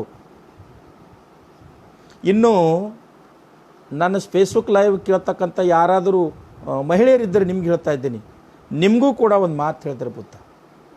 ಸನಾತನವಾದಿಗಳು ನಿಮ್ಮ ಮೇಲೆ ಶೋಷಣೆ ಮಾಡ್ತಕ್ಕಂಥ ಅಂಶಗಳು ಸಾಕಷ್ಟು ಗ್ರಂಥಗಳಿವೆ. ರಾಮಾಯಣ, ಮಹಾಭಾರತ, ಭಗವದ್ಗೀತೆ, ರಾಮಚರಿತ ಮಾನಸ, ಮನುಸ್ಮೃತಿ, ಯಾಜ್ಞವಲ್ಕ್ಯ ಸ್ಮೃತಿ, ಬೃಹಸ್ಪತಿ ಸ್ಮೃತಿ ಮತ್ತು ಭಾಗವತ ಪುರಾಣ, ವಿಷ್ಣು ಪುರಾಣ, ಶಿವಪುರಾಣ, ಗರುಡ ಪುರಾಣ, ಎಲ್ಲದರಲ್ಲೂ ಕೂಡ ಮಹಿಳೆಯರು ಶೋಷಣೆ ಮಾಡ್ತಕ್ಕಂಥದ್ದಿದೆ. ಇದಕ್ಕೆ ಪ್ರತಿರೋಧ ಒಡ್ಡಬೇಕು, ಇದು ಹಿಂಸೆ ಅಲ್ಲ ಅಂತಕ್ಕಂಥದ್ದು ತಥಾಗತ ಗೌತಮ ಬುದ್ಧರು ಹೇಳ್ತಕ್ಕಂಥದ್ದು. ಹೇಗೆ ಸ್ತ್ರೀಯನ್ನು ಶೋಷಣೆ ಮಾಡ್ತಾರೆ ನೋಡಿ. ಉದಾಹರಣೆ, ತುಳಸಿದಾಸನ ರಾಮಚರಿತ ಮಾನಸ ಇದೆ. ಆ ತುಳಸಿದಾಸ ಅಂತಕ್ಕಂಥ ಪಾಖಂಡಿ ಪುರೋಹಿತ ಬರೆದಿರ್ತಕ್ಕಂಥ ರಾಮಚರಿತ ಮಾನಸದಲ್ಲಿ ಹೇಳ್ತಾನೆ, ಒಂದು ಕಡೆ ಢೋಲ್, ಗಂವಾರ್, ಶೂದ್ರ, ಪಶು, ನಾರಿ ये सब ताड़ने के अधिकारी ನೋಡಿ. ಢೋಲ್ ಅಂದರೆ ಭಜನೆಯಲ್ಲಿ ಬಿಡಿತಕ್ಕಂಥದ್ದು, ಗಂವಾರ್ ಅಂದರೆ ರೈತ, ಪಶು ಅಂದರೆ ಆಕಳು ದನಗಳು, ನಾರಿ ಅಂದರೆ ಹೆಣ್ಣು ಮಕ್ಕಳು, ಶೂದ್ರ ಅಂದರೆ ಜನಿವಾರ ಹಾಕ್ಲಾರ್ದವ ಚಂಡಿಕಿ ಬಿಡದೇ ಇರ್ತಕ್ಕಂಥ ಈ 5 ಜನಾಂಗದವರಿಗೆ ಯಾವತ್ತೂ ಕೂಡ ಹೊಡ್ಕೋತಿರ್ಬೇಕು ಅಂತಕ್ಕಂಥದ್ದು ಪ್ರತಿಪಾದನೆ ಮಾಡ್ತಕ್ಕಂಥದ್ದು. ಅದು ಸನಾತನ ಧರ್ಮ, ಸನಾತನ ಧಾರ್ಮಿಕ ಗ್ರಂಥ, ಸನಾತನವಾದಿ ಪಾಖಂಡಿ ಪುರೋಹಿತರು ಇದಕ್ಕೆ ಪ್ರತಿರೋಧ ಒಡ್ಡು ಅಂತ ಹೇಳ್ತಕ್ಕಂಥವ್ರು ತಥಾಗತ ಗೌತಮ ಬುದ್ಧರು. ಪ್ರತಿರೋಧ ಒಡ್ಡಿದ್ರೆ ಅದು ಹಿಂಸೆ ಅಲ್ಲ ಅಂತಕ್ಕಂಥದ್ದು. ಅಂದರೆ ಇದರ ಅರ್ಥ ಒಬ್ಬ ವ್ಯಕ್ತಿ, ಒಂದು ಸಮಾಜ, ಒಂದು ಸಮುದಾಯ ಮತ್ತೊಬ್ಬ ಸಮುದಾಯದ ಮೇಲೆ ಮತ್ತೊಬ್ಬ ವ್ಯಕ್ತಿಯ ಮೇಲೆ ದೌರ್ಜನ್ಯ ಮಾಡ್ತಕ್ಕಂಥದ್ದು ಸಹಿಸ್ಕೊಳ್ಳೋದು ಅತಿ ವಿನಯಂ ಧೂರ್ತ ಲಕ್ಷಣಂ. ಅಂದರೆ ನೀವು ಸಹಿಸ್ಕೊಂಡ್ರೆ ಅದು ಧೂರ್ತ ಲಕ್ಷಣ ಆಗ್ತದೆ ಅಂತಕ್ಕಂಥದ್ದು ಪ್ರತಿಪಾದನೆ ಸಿದ್ಧಾಂತ ಹೇಳ್ತಕ್ಕಂಥವ್ರು ತಥಾಗತ ಗೌತಮ ಬುದ್ಧರು. ಇನ್ನೊಂದು ಸ್ನೇಹಿತರೆ, ಬಹುಶಃ ಅವರ ಧಾರ್ಮಿಕ ಗ್ರಂಥಗಳಲ್ಲಿ ಬರ್ತಕ್ಕಂಥದ್ದು ಸ್ತ್ರೀ ಶೂದ್ರ ವಿಚ್ ಕ್ಷತ್ರವದೋ ನಾಸ್ತಿಕಂ ಚೋಪಾಪಾತಕಂ ಅಂತ ಹೇಳ್ತಾರೆ. ಸ್ತ್ರೀ ಶೂದ್ರ ಕ್ಷತ್ರವದೋ ನಾಸ್ತಿಕಂ ಚೋಪಾಪಾತಕಂ ಅಂದರೆ ಸ್ತ್ರೀಯರನ್ನು, ಶೂದ್ರನ್ನು, ನಾಸ್ತಿಕರನ್ನು ಕೊಂದರೆ ಪಾಪ ಇಲ್ಲ ಅಂತಕ್ಕಂಥದ್ದು ಪ್ರತಿಪಾದನೆ ಮಾಡ್ತಾರೆ ಮನು. ಅವ್ರಿಗೆ ಕೊಲ್ಲರಿ ಅಂತ, ಹೆಣ್ಣು ಮಕ್ಕಳಿಗೆ ಕೊಲ್ರಿ, ಶೂದ್ರ ಕೊಲ್ರಿ. ಶೂದ್ರ ಅಂದರೆ ಯಾವ ಜನಿವಾರ ಧರಿಸೋದಿಲ್ಲ, ಯಾವನಿಗೆ ಉಪನಯನ ಆಗೋದಿಲ್ಲವೋ, ಯಾವನಿಗೆ 16 ಸಂಸ್ಕಾರ ಸಿಗೋದಿಲ್ಲೋ ಅವರೆಲ್ಲರೂ ಶೂದ್ರ, ಅವ್ರಿಗೂ ಕೊಲ್ಲದ್ರ. ಹೆಣ್ಮಕ್ಳಿಗೆ, ಶೂದ್ರಿಗೆ, ನಾಸ್ತಿಕರಿಗೆ ಇವ್ರಿಗೆ ಕೊಲ್ಲದ್ರ ಪಾಪ ಇಲ್ಲ ಅಂತಕ್ಕಂಥದ್ದು ನೀನು ಪ್ರತಿಪಾದನೆ ಮಾಡ್ತಲ್ಲಪ್ಪ ನಿನ್ನ ಧಾರ್ಮಿಕ ಗ್ರಂಥ, ನಿನ್ನ ಸನಾತನ ಧಾರ್ಮಿಕ ಗ್ರಂಥ. ಇದಕ್ಕೆ ಪ್ರತಿರೋಧ ಒಡ್ಡಿದ್ರೆ ಹಿಂಸೆ ಅಲ್ಲ ಅಂತಕ್ಕಂಥ ಮಾತನ್ನು ಹೇಳ್ತಕ್ಕಂಥವ್ರು ತಥಾಗತ ಗೌತಮ ಬುದ್ಧರು. ಅದನ್ನೆಲ್ಲ ಬಿಟ್ಟು ಮೂರ್ಖ ವೃಷಾಂಕ ಭಟ್ಟ ಬೌದ್ಧ ಧಮ್ಮದ ಬೆನ್ನ ಮೇಲೆ ನಿನ್ನ ಪಾಖಂಡಿತನದ ಬ್ರಹ್ಮಾಸ್ತ್ರವನ್ನು ಇಟ್ಟುಕೊಂಡು ನನ್ನ ಜನರಿಗೆ ತುಚ್ಛವಾಗಿ ಮಾತಾಡ್ತಕ್ಕಂಥ ದುಸ್ಸಾಹಸಕ್ಕೆ ಕೈ ಹಾಕಿದೆಯಲ್ಲ, ಅದನ್ನು ನೋಡಿ ಸುಮ್ಮನೆ ಬಿಡ್ಲಿಕ್ಕೆ ನಾನೇನು ಅಂಧಭಕ್ತನೂ ಅಲ್ಲ, ಅವಿವೇಕಿನೂ ಅಲ್ಲ. ಬಾಬಾ ಸಾಹೇಬ್ ಡಾಕ್ಟರ್ BR ಅಂಬೇಡ್ಕರ್ ಅವರ ಒಬ್ಬ ಸಂಶೋಧನಾ ವಿದ್ಯಾರ್ಥಿ ಮತ್ತು ಶೋಷಿತ ಸಮಾಜದ ಒಬ್ಬ ಎಲ್ಲ ನಾಗರಿಕರ ಆಶೀರ್ವಾದ ಪಡೆದಿರ್ತಕ್ಕಂಥ ಒಬ್ಬ ಪ್ರಜ್ಞಾವಂತ ನಾಗರಿಕನಾಗಿದ್ದೇನೆ. ಇನ್ನೂ 2-3 ಪ್ರಶ್ನೆಗಳಿವೆ ಅವನು, ಅವೆರಡು ಹೇಳಿ ನಾನು ಮುಗಿಸ್ತೀನಿ ಸ್ನೇಹಿತರೆ. ಅವನು ಮಾತಾಡ್ತಾ ಹೇಳಿದನು, ಬುದ್ಧ ಪುನರ್ಜನ್ಮದಲ್ಲಿ ನಂಬಿಕೆ ಇಟ್ಟಿದ್ದನು, ಆದರೆ ಬುದ್ಧನ ಹೆಸರ ಮೇಲೆ ಬುದ್ಧನ ಫೋಟೋ ಇಟ್ಕೊಂಡು ತಿರುಗಾಡ್ತಕ್ಕಂಥ ಮಾವೋವಾದಿಗಳು, ಮಾರ್ಕ್ಸ್ವಾದಿಗಳು ಬುದ್ಧ ಪುನರ್ಜನ್ಮ ಹೇಳಿಲ್ಲ ಅಂತಕ್ಕಂಥ ಮಾತನ್ನು ಹೇಳ್ತಾರೆ ಅಂತಕ್ಕಂಥ ಅವಿವೇಕಿತನದ ಮಾತಾಡಿದನು. ಲೇ ಅವಿವೇಕಿ ವೃಷಾಂಕ ಭಟ್ಟ, ಏನಲ್ಲ ಮೂರ್ಖ ನೀನು. ಬುದ್ಧರ ಸಿದ್ಧಾಂತ ಓದಿದ್ರೆ ಅರ್ಥ ಆಗಂಗಿಲ್ಲ ಅವಿವೇಕಿ. ಬಾಬಾ ಸಾಹೇಬ್ರ ವಿಚಾರಧಾರೆ ಬರೀ ಓದಿದ್ರೆ ಅರ್ಥ ಆಗಂಗಿಲ್ಲ. ಬುದ್ಧನನ್ನು ಅನುಸರಿಸಿದರೆ ಅರ್ಥ ಆಗ್ತಾರೆ, ಬಾಬಾ ಸಾಹೇಬ್ರನ್ನು ಆಸ್ವಾದಿಸಿದರೆ ಅರ್ಥ ಆಗ್ತಾರೆ. ಬುದ್ಧ ಹೇಳಿರ್ತಕ್ಕಂಥದ್ದು ಪುನರ್ಭವದ ಬಗ್ಗೆ, ಪುನರ್ಜನ್ಮದ ಬಗ್ಗೆ ಅಲ್ಲ. ನಿನ್ನ ಪಾಖಂಡಿ ಪುರೋಹಿತರು, ನಿನ್ನ ಮನುವಾದಿಯ ಮನಸ್ಥಿತಿಯ ಸನಾತನವಾದಿಗಳು ಪ್ರತಿಪಾದನೆ ಮಾಡ್ತಕ್ಕಂಥದ್ದು ಪುನರ್ಜನ್ಮ. ಬುದ್ಧ ಪ್ರತಿಪಾದನೆ ಮಾಡಿರ್ತಕ್ಕಂಥದ್ದು, ಮಾರ್ಗದರ್ಶನ ನೀಡಿರ್ತಕ್ಕಂಥದ್ದು ಪುನರ್ಭವದ ಬಗ್ಗೆ. ಇದ್ರ ಬಗ್ಗೆ ಒಂದೆರಡು ಮಾತು ಹೇಳ್ತೀನಿ ಸ್ನೇಹಿತರೆ. ಅವರು ಬೌದ್ಧ ಧರ್ಮದಿಂದ ಹೈಜಾಕ್ ಮಾಡ್ಕೊಂಡಿರ್ತಕ್ಕಂಥ ಇವೆಲ್ಲೂ ಓದಿ ಬರೆದಿರ್ತಕ್ಕಂಥ ಶಾಣ್ಯರು, ಇವೇನು ಆವಿಷ್ಕಾರ ಮಾಡಿರ್ತಕ್ಕಂಥವ್ರು ಬೌದ್ಧಿಕವಾಗಿ ಆವಿಷ್ಕಾರ ಮಾಡಿಲ್ಲ, ಭೌತಿಕವಾಗಿ ಆವಿಷ್ಕಾರ ಮಾಡಿಲ್ಲ. ಇವ್ರು ಹೇಗಿದ್ದಾರೆ ಅಂದರೆ ಇಲಿಯ ತೋಡಿದ ಬಿಲದಲ್ಲಿರ್ತಕ್ಕಂಥ ಘಟಸರ್ಪಗಳಿದ್ದ ಹಾಗೆ ಇವು. ಗುಡಿ ಕಟ್ಟತಕ್ಕಂಥವ್ರು ಶ್ರದ್ಧೆಯಿಂದ, ಭಕ್ತಿಯಿಂದ ಈ ದೇಶದ ಮೂಲ ಭಾರತೀಯರಾಗಿರ್ತಕ್ಕಂಥ SC ST OBC ಜನಾಂಗದವರು ಆ ಗುಡಿಯಲ್ಲಿ ಗಂಟೆ ಮತ್ತು ತಟ್ಟೆನ ಇಟ್ಟುಕೊಂಡು ಹೋಗಿ ಅಸ್ಪೃಶ್ಯತ ಆಚರಣೆ ಮಾಡ್ತಕ್ಕಂಥ ಘಟಸರ್ಪಗಳು ಯಾವಾಗಿದ್ರೆ ಸನಾತನವಾದಿ ಪುರೋಹಿತರು ಅಂತಕ್ಕಂಥ ನೆನಪಿಟ್ಕೋಬೇಕು. ಇವರು ಬೌದ್ಧ ಧರ್ಮದಲ್ಲಿರ್ತಕ್ಕಂಥ ಪುನರ್ಭವದ ಸಿದ್ಧಾಂತ ಪ್ರತಿಪಾದನೆ ಮಾಡ್ತಕ್ಕಂಥ ಪುನರ್ಭವದ ವೈಜ್ಞಾನಿಕ ವಿಷಯಗಳನ್ನು ಹೈಜಾಕ್ ಮಾಡಿಕೊಂಡು ಅದನ್ನು ಪುನರ್ಜನ್ಮ ಅಂತಕ್ಕಂಥ ರೂಪಾಂತರಿಸಿ ಇವತ್ತಿನ ದಿವಸ ಸಮಾಜದಲ್ಲಿ ಅಂಧಶ್ರದ್ಧೆ, ಮೌಢ್ಯ, ಕಂದಾಚಾರವನ್ನು ಬಿಸ್ತಾ ಇದ್ದಾರೆ. ಹಾಗಾದರೆ ಪುನರ್ಜನ್ಮ ಮತ್ತು ಪುನರ್ಭವ ಅಂದ್ರೆ ಏನು? ಪುನರ್ಭವದಲ್ಲಿ ಬುದ್ಧ ಹೇಳ್ತಾರೆ ಪೃಥ್ವಿ, ಆಪ, ತೇಜ, ವಾಯು. ಪೃಥ್ವಿ, ಆಪ, ತೇಜ, ವಾಯು ಅಂದರೆ ಭೂಮಿ, ನೀರು, ಗಾಳಿ, ಬೆಂಕಿ. ಈ 4 ದ್ರವ್ಯಗಳು ಯಾವುದೇ ವ್ಯಕ್ತಿ ಸಾಯಲಿ, ಆತನನ್ನು ಹೂಳಿದರೂ ಕೂಡ ಅಥವಾ ಸುಟ್ಟರೂ ಕೂಡ ಗಾಳಿಯಲ್ಲಿ, ನೀರಿನಲ್ಲಿ, ಮಣ್ಣಿನಲ್ಲಿ ಆತ ಕರಗಿ ಹೋಗ್ತಾನೆ. ಈ ಕರಗಿ ಹೋಗಿರ್ತಕ್ಕಂಥ ಈ ಅಂಶವನ್ನು ಪುನರ್ಭವ ಅಂತ ಕರೀತಾರೆ. ಪುನರ್ಜನ್ಮ ಅಂದರೆ ಇವ್ರು ಹೇಳ್ತಾರೆ ಪೃಥ್ವಿ, ಆಪ, ತೇಜ, ವಾಯು, ಆಕಾಶ ಈ ಪಂಚಮಹಾಭೂತಗಳು ಪುನರ್ಜನ್ಮ ಕಲ್ಪಿಸ್ತವೆ ಅಂತ. ಅಂದರೆ ಮತ್ತೆ ಹುಟ್ಟಿ ಬರ್ತಾರೆ ಅಂತ. ಅದಕ್ಕಾಗಿ ಈ ಪಾಖಂಡಿಗಳು ಏನು ಮಾಡ್ತಾರೆ ಅಂದರೆ ಗುಡಿಗಳಲ್ಲಿ ಗಂಟಿ ಬಾರಿಸ್ತಾ ತಟ್ಟೆ ಇಟ್ಕೊಂಡು ನಿಮ್ಮನ್ನೆಲ್ಲ ಸ್ವರ್ಗಕ್ಕೆ ಕಳಿಸ್ತೀವಪ್ಪ, ಈ ತಟ್ಟೆಯಲ್ಲಿ ಕಾಸು ಹಾಕಿ ಅಂತ ಹೇಳ್ತಾರೆ. 100 ರೂಪಾಯಿ 200 ರೂಪಾಯಿ ಹಾಕಿದಾಗ ನಿಮ್ಮ ಆಶೀರ್ವಾದ ಮಾಡ್ತಾರೆ, ನೀವು ನೇರವಾಗಿ ಸ್ವರ್ಗಕ್ಕೆ ಹೋಗ್ತೀರಿ ಅಂತ. ಸ್ನೇಹಿತರು, ಇಲ್ಲೊಂದು ವಿಚಾರ ಮಾಡಬೇಕು. ಈ ಪಾಖಂಡಿ ಪುರೋಹಿತರು ನಿಮಗೆಲ್ಲ ಸ್ವರ್ಗಕ್ಕೆ ಕಳಿಸ್ತಾರಲ್ಲ, ಯಾರ್ಯಾರು ದೇವ್ರ ಗುಡಿಗೆ ಹೋಗ್ತೀರಿ, ಯಾರ್ಯಾರು ದಾರ ಕಟ್ಕೋತೀರಿ, ಯಾರ್ಯಾರು ಸ್ವರ್ಗಕ್ಕೆ ಹೋಗಬೇಕು ಅಂತಕ್ಕಂಥ ದೃಷ್ಟಿಕೋನ ಇಟ್ಟುಕೊಂಡು ಈ ವೈದಿಕರು ಸೃಷ್ಟಿ ಮಾಡಿರ್ತಕ್ಕಂಥ ಧಾರ್ಮಿಕ ವಿಧಿವಿಧಾನಗಳನ್ನು ಅನುಪಾಲನೆ ಮಾಡ್ತೀರಿ. ನಿಮಗೊಂದು ಮಾತು ಹೇಳ್ತೀನಿ, 100 ರೂಪಾಯಿ 1000 ರೂಪಾಯಿ 500 ರೂಪಾಯಿ ಕೊಟ್ಟು ನೀವು ಸ್ವರ್ಗಕ್ಕೆ ಹೋಗ್ತಕ್ಕಂಥ ಆಶೀರ್ವಾದ ಈ ಪಾಖಂಡಿ ಪುರೋಹಿತರಿಂದ ಪಡ್ಕೊಂಡು ಬರ್ತಿರಲ್ಲ, ಅವರು ಹೇಳ್ತಕ್ಕಂಥ ಶ್ಲೋಕದಲ್ಲಿ ಪ್ರತಿಪಾದನೆ ಮಾಡ್ತಕ್ಕಂಥ ಧಾರ್ಮಿಕ ಗ್ರಂಥವಾಗಿರ್ತಕ್ಕಂಥ ಭಗವದ್ಗೀತೆಯಲ್ಲಿ ಈ ಪುನರ್ಜನ್ಮದ ಬಗ್ಗೆ ತುಂಬ ಚೆನ್ನಾಗಿ ಹೇಳ್ತಾನೆ ಕೃಷ್ಣ. ಏನು ಹೇಳ್ತಾನೆ ಅರ್ಜುನನಿಗೆ? ಕೃಷ್ಣ ಅರ್ಜುನಿಗೆ ಹೇಳ್ತಾನೆ ಏನಂದರೆ, ನೋಡಪ್ಪ ಅರ್ಜುನ, ಎದುರಿರ್ತಕ್ಕಂಥವ್ರು ರಣರಂಗದಲ್ಲಿ ಎದುರಿರ್ತಕ್ಕಂಥ ಎಲ್ಲರೂ ಕೂಡ ವೈರಿಗಳೇ.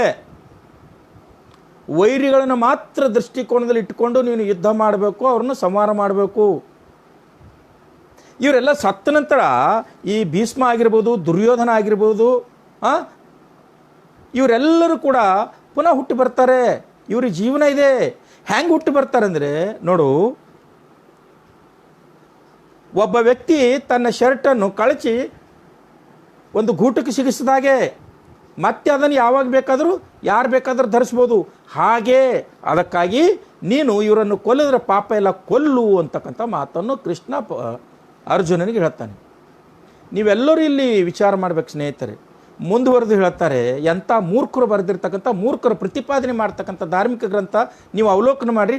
ಏನು ಹೇಳ್ತಾರೆ ಮುಂದುವರೆದು ಅಂದರೆ, ಅದೇ ಕೃಷ್ಣ ಅದೇ ಭಗವದ್ಗೀತೆಯಲ್ಲಿ ಹೇಳ್ತಾನೆ, ಅರ್ಜುನ, ದೇಹ ನಶ್ವರಪ್ಪ, ಆತ್ಮ ಅಮರ ಅಂತ. ದೇಹ ನಶ್ವರ, ಸತ್ತಾಕ್ಷಣ ಏನು ಮಾಡ್ತಾರೆ ಅಂದರೆ ದೇಹವನ್ನು ಸುಡ್ತಾರೆ ಅಥವಾ ಹೂಳ್ತಾರೆ, ಅದು ಮಣ್ಣಿಗೆ ಹೋಗುತ್ತೆ. ಆತ್ಮ ಅಮರ ಇದೆ, ಆತ್ಮ ಪರಕಾಯ ಪ್ರವೇಶ ಮಾಡುತ್ತೆ, ಮತ್ತೊಂದು ಜೀವಿಯಲ್ಲಿ ಸೇರಿ ಅದು ಮತ್ತೆ ಹುಟ್ಟುತ್ತೆ ಅಂತ. ಹಾಗಾದರೆ ನೀವೇನು ಗುಡಿಗೆ ಹೋಗ್ತಿರಲ್ಲ, ಆ ಗುಡಿಯಲ್ಲಿ ಇರ್ತಕ್ಕಂಥ ಈ ಪಾಖಂಡಿ ಪುರೋಹಿತ ನಿಮ್ಮಿಂದ 100 ರೂಪಾಯಿ 500 ರೂಪಾಯಿ 1000 ರೂಪಾಯಿ ತೊಗೊಂಡು ನಿಮಗೆ ಸ್ವರ್ಗಕ್ಕೆ ಕಳಿಸ್ತೀನಿ ಅಂತೇಳಿ ಆಶೀರ್ವಾದ ಮಾಡ್ತಾನಲ್ಲ, ಅಥವಾ ದೇವರು ನಿಮ್ಮನ್ನೇ ಸ್ವರ್ಗಕ್ಕೆ ಸೇರಿಸ್ಕೊಳ್ತಾರೆ ಅಂತಕ್ಕಂಥ ಆಶೀರ್ವಾದ ಮಾಡ್ತಾರಲ್ಲ, ಇಲ್ಲಿ ವಿಚಾರ ಮಾಡ್ಬೇಕು ಸ್ನೇಹಿತರೆ. ದೇಹ ಇಲ್ಲೇ ಮಣ್ಣಿಗೆ ಹೋಯ್ತು, ಆತ್ಮ ಪರಕಾಯ ಪ್ರವೇಶ ಆಯಿತು. ಹಾಗಾದರೆ ಸ್ವರ್ಗಕ್ಕೆ ಈ ಪಾಖಂಡಿ ಪುರೋಹಿತರು ಏನು ಕಳಿಸ್ತಾರೆ? ಮೆಂಕಿ ಬುಟ್ಟ ಕಳಿಸ್ತಾರೆ ಇವರು.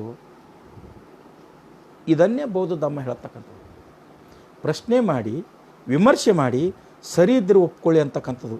ಸೊ ಈ ಪುನರ್ಭವದ ಬಗ್ಗೆ ಬುದ್ಧ ಹೇಳಿರ್ತಕ್ಕಂಥದ್ದು, ಪುನರ್ಜನ್ಮ ಅಂತಕ್ಕಂಥ ರೂಪಾಂತರಿಸಿ ಹೇಳ್ತಕ್ಕಂಥ ಈ ಪಾಖಂಡಿ ಈ ಭಟ್ಟನಿಗೆ, ವೃಷಾಂಕ ಭಟ್ಟನಿಗೆ ಹೇಳ್ತೀನಿ, ಬುದ್ಧ ಹೇಳೋದು ಪುನರ್ಜನ್ಮ ಅಲ್ಲ, ಪುನರ್ಭವ ಅಂತ. ಇನ್ನೊಂದು ಹೇಳ್ತಾನೆ ಅವಿವೇಕಿ ಮಾತಾಡ್ತಕ್ಕಂಥ ಸಂದರ್ಭದಲ್ಲಿ, ಎಲುಬಿಲ್ಲದ ನಾಲಿಗೆ, ಅಧ್ಯಯನವಿಲ್ಲದ ಬುದ್ಧಿಮತ್ತೆ, ಬಾಡಿಗೆ ಭಾಷಣಕಾರ ಅವಿವೇಕಿ ಹೇಳ್ತಾನೆ, ಬುದ್ಧ ಏನು ಕೊಟ್ಟಿರ್ತಿದ್ರು? ಸಗಣಿ ಕೊಟ್ಟಿರ್ತಿದ್ರು, ಮಣ್ಣು ಕೊಟ್ಟಿರ್ತಿದ್ರು, ಏನ್ರಿ ಭಾಷೆ ಪದ ಬಳಕೆ ಮಾಡ್ತಕ್ಕಂಥದ್ದು. ಅವಿವೇಕಿ ಕೊಟ್ಟದ್ದು ತಿಲ್ಲಕ್ಕೆ ಆತನೇನು ಪುರೋಹಿತ ಅಲ್ಲ, ಬುದ್ಧ ಜ್ಞಾನದ ಮೇರು ಪರ್ವತವನ್ನು ಮುಟ್ಟಿರ್ತಕ್ಕಂಥ ವ್ಯಕ್ತಿ.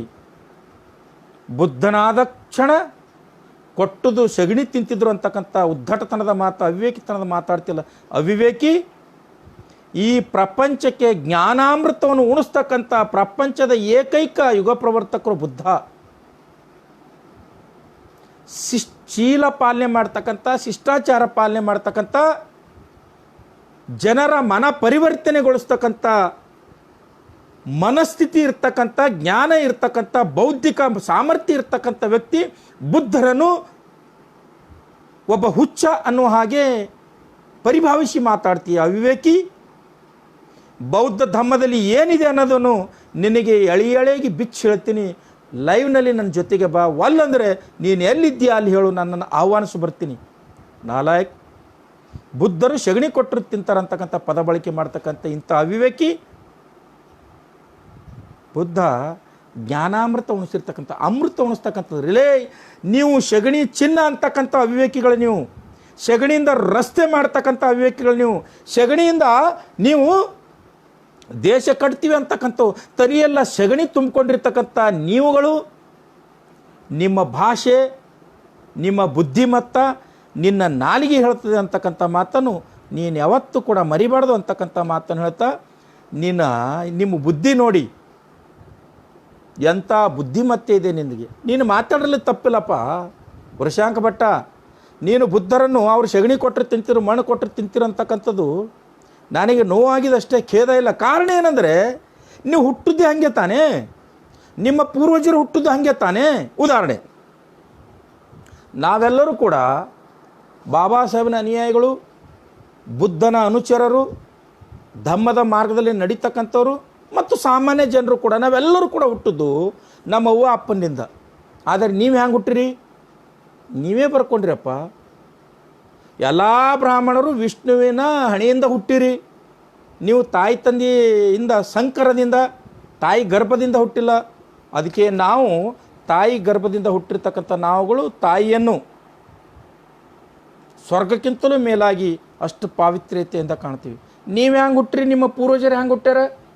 ನಿಮ್ಮ ಗುರುಗಳು ಹೆಂಗೆ ಹುಟ್ಟ್ಯಾರ ಹೇಳೇನು? ನಾವೆಲ್ಲ ಮನುಷ್ಯರಿಗೆ ಹುಟ್ಟಿದ್ರೆ ನೀವೆಲ್ಲ ಯಾರಿಗೆ ಹುಟ್ಟಿರಿ ಗೊತ್ತಾ? ವರಹ ರೂಪದಲ್ಲಿ ಹುಟ್ಟಿರ್ತಕ್ಕಂಥ ನಿನ್ನ ವಿಷ್ಣು, ನಿನ್ನ ದೇವರು ಹಂದಿಗೆ ಹುಟ್ಟುದು ತಾನೆ, ಅವನನ್ನು ವರಹ ಅಂತ ಕರಿತೀರಿ. ಆಮೆಗೆ ಹುಟ್ಟಿರ್ತಕ್ಕಂಥವನನ್ನು ಕೂರ್ಮ ಅಂತ ಕರಿತೀರಿ. ಮೀನಿಗೆ ಹುಟ್ಟಿರ್ತಕ್ಕಂಥವ್ರನ್ನು ನೀವು ಅವನನ್ನು ಮತ್ಸ್ಯ ಅಂತ ಕರಿತೀರಿ. ಅದಷ್ಟೇ, ನಾಯಿಗೆ ಹುಟ್ಟಿರ್ತಕ್ಕಂಥವನನ್ನು ನೀವು ಮಲ್ಲಯ್ಯ ಅಂತ ಕರಿತೀರಿ. ಕಪ್ಪೆಯಲ್ಲಿ ಹುಟ್ಟಿರ್ತಕ್ಕಂಥ ನಿಮ್ಮ ದೇವತೆ ಮಂಡೋದರಿ ಅಂತ ಕರಿತೀರಿ. ಕುದುರೆಯಲ್ಲಿ ಹುಟ್ಟಿರ್ತಕ್ಕಂಥ ನಿಮ್ಮ ಗುರುಗಳ ಮಗ ಅಂದರೆ ದ್ರೋಣಾಚಾರ್ಯನ ಮಗನಾಗಿರ್ತಕ್ಕಂಥ ಕುದುರೆಯಲ್ಲಿ ಹುಟ್ಟಿರ್ತಕ್ಕಂಥ ವ್ಯಕ್ತಿಗೆ ಅವನನ್ನು ಅಶ್ವತ್ಥಾಮ ಅಂತ ಕರಿತೀರಿ. ಗಂಡಸರಿಂದ ಹುಟ್ಟಿರ್ತಕ್ಕಂಥವ ಅಂದರೆ ಹರಿಹರನಿಂದ ಹುಟ್ಟಿರ್ತಕ್ಕಂಥವನಿಗೆ ಅಯ್ಯಪ್ಪ ಸ್ವಾಮಿ ಅಂತ ಕರಿತೀರಿ. ಈ ರೀತಿ ನೀವು ಒಬ್ಬರಾದರೂ ಕೂಡ ನಮ್ಮ ತಾಯಿ ತಂದೆ ಹೊಟ್ಟೆಯಿಂದ ಹುಟ್ಟಿದ್ರ ಅವಿವೇಕಿಗಳೇ. ಪ್ರಪಂಚ ನಿಮ್ಮ ಮಾತು ಕೇಳಿದ್ರೆ ನಗಬೇಕು ಅಳಬೇಕು ಅಂತಕ್ಕಂಥದ್ದು ಚಿಂತನೆ ಮಾಡುತ್ತೆ ಪ್ರಪಂಚ. ಯಾಕೆ ಚಿಂತನೆ ಮಾಡುತ್ತೆ ಅಂದರೆ, ಅಲ್ರಿ ಇವರು ಒಬ್ಬರು ಮನುಷ್ಯರಿಗೆ ಹುಟ್ಟಿಲ್ಲ ಅಂತ, ಒಬ್ಬರನ್ನು ಮನುಷ್ಯರಿಗೆ ಹುಟ್ಟಿಲ್ಲ, ಮತ್ತು ಮನುಷ್ಯರಿಗೆ ಹುಟ್ಟಿಲ್ಲ ಅಷ್ಟೇ, ಮನುಷ್ಯರಿಗೆ ಹುಟ್ಟಿದಂಗೂ ಕೂಡ ಮಾತಾಡಲ್ಲ ಅಂತ.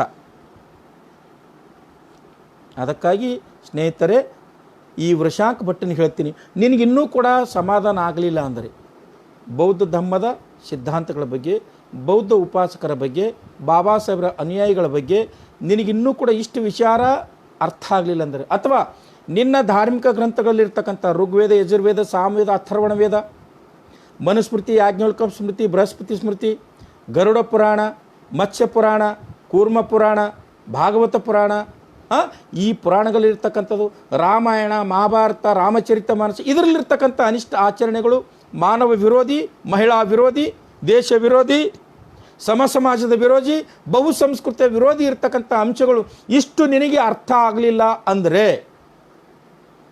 ಬಹಿರಂಗವಾಗಿ ಚರ್ಚೆ ಕರಿ, ನಾನು ಬರ್ತೀನಿ, ನಿನ್ನ ಜೊತೆಗೆ ಚರ್ಚೆ ಮಾಡ್ತೀನಿ. ಬಹುಶಃ ಈ ಎರಡು ವಿಷಯಗಳಿಂದ ರತ್ನಾಕರ ಭಟ್ಟ ಆಗಿರ್ಬೋದು, ವೃಷಭ ಭಟ್ಟ ಆಗಿರ್ಬೋದು, ಪ್ರಶಾಂತ ಭಟ್ಟನಾಗಿರ್ಬೋದು, ನೀವು ಪರಿವರ್ತನೆ ಆಗ್ತೀರಿ. ಇನ್ನು ಮುಂದಾದರೂ ಕೂಡ ಎಚ್ಚರಿರಿ. ಬೌದ್ಧ ಧಮ್ಮದ ತತ್ವ ಸಿದ್ಧಾಂತಗಳನ್ನು ತಿರ್ಸ್ತಕ್ಕಂಥದ್ದು, ಹೈಜಾಕ್ ಮಾಡ್ತಕ್ಕಂಥದ್ದು, ರೂಪಾಂತರ ಮಾಡ್ತಕ್ಕಂಥದ್ದು ಅಥವಾ ಅದರ ಅವಹೇಳನೆ ಮಾಡ್ತಕ್ಕಂಥದ್ದು, ಬಾಬಾ ಸಾಹೇಬರ ವಿಚಾರಧಾರೆಗಳನ್ನು ತಿದ್ದುತಕ್ಕಂಥದ್ದು, ಅಪಚಾರ ಮಾಡ್ತಕ್ಕಂಥ ಅವುಗಳನ್ನು ತಿರ್ಸ್ತಕ್ಕಂಥ ಕೆಲಸ ಮಾಡಬೇಡಿ. ಭಾರತದ ಸಂವಿಧಾನ, ಅದರ ವಿಧಿಗಳು, ಅದರ ಮೂಲ ಸಿದ್ಧಾಂತಗಳನ್ನು ತಿರ್ಸ್ತಕ್ಕಂಥ ಕೆಲಸ ಮಾಡಬೇಡಿ. ನನ್ನ ಸಮಾಜದ ಮೇಲೆ ಬೌದ್ಧಿಕವಾಗಿ ದೌರ್ಜನ್ಯಗಳು ಮಾಡಬೇಡಿ.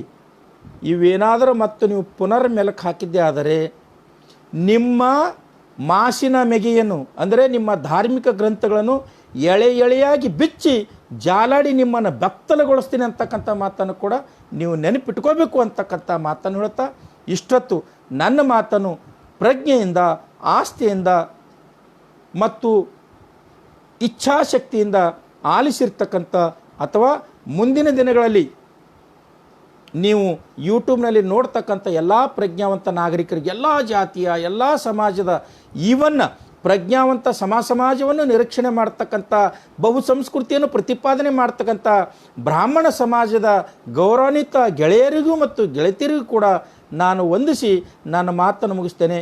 ಜೈ ಭೀಮ್, ನಮೋ ಬುದ್ಧಾಯ.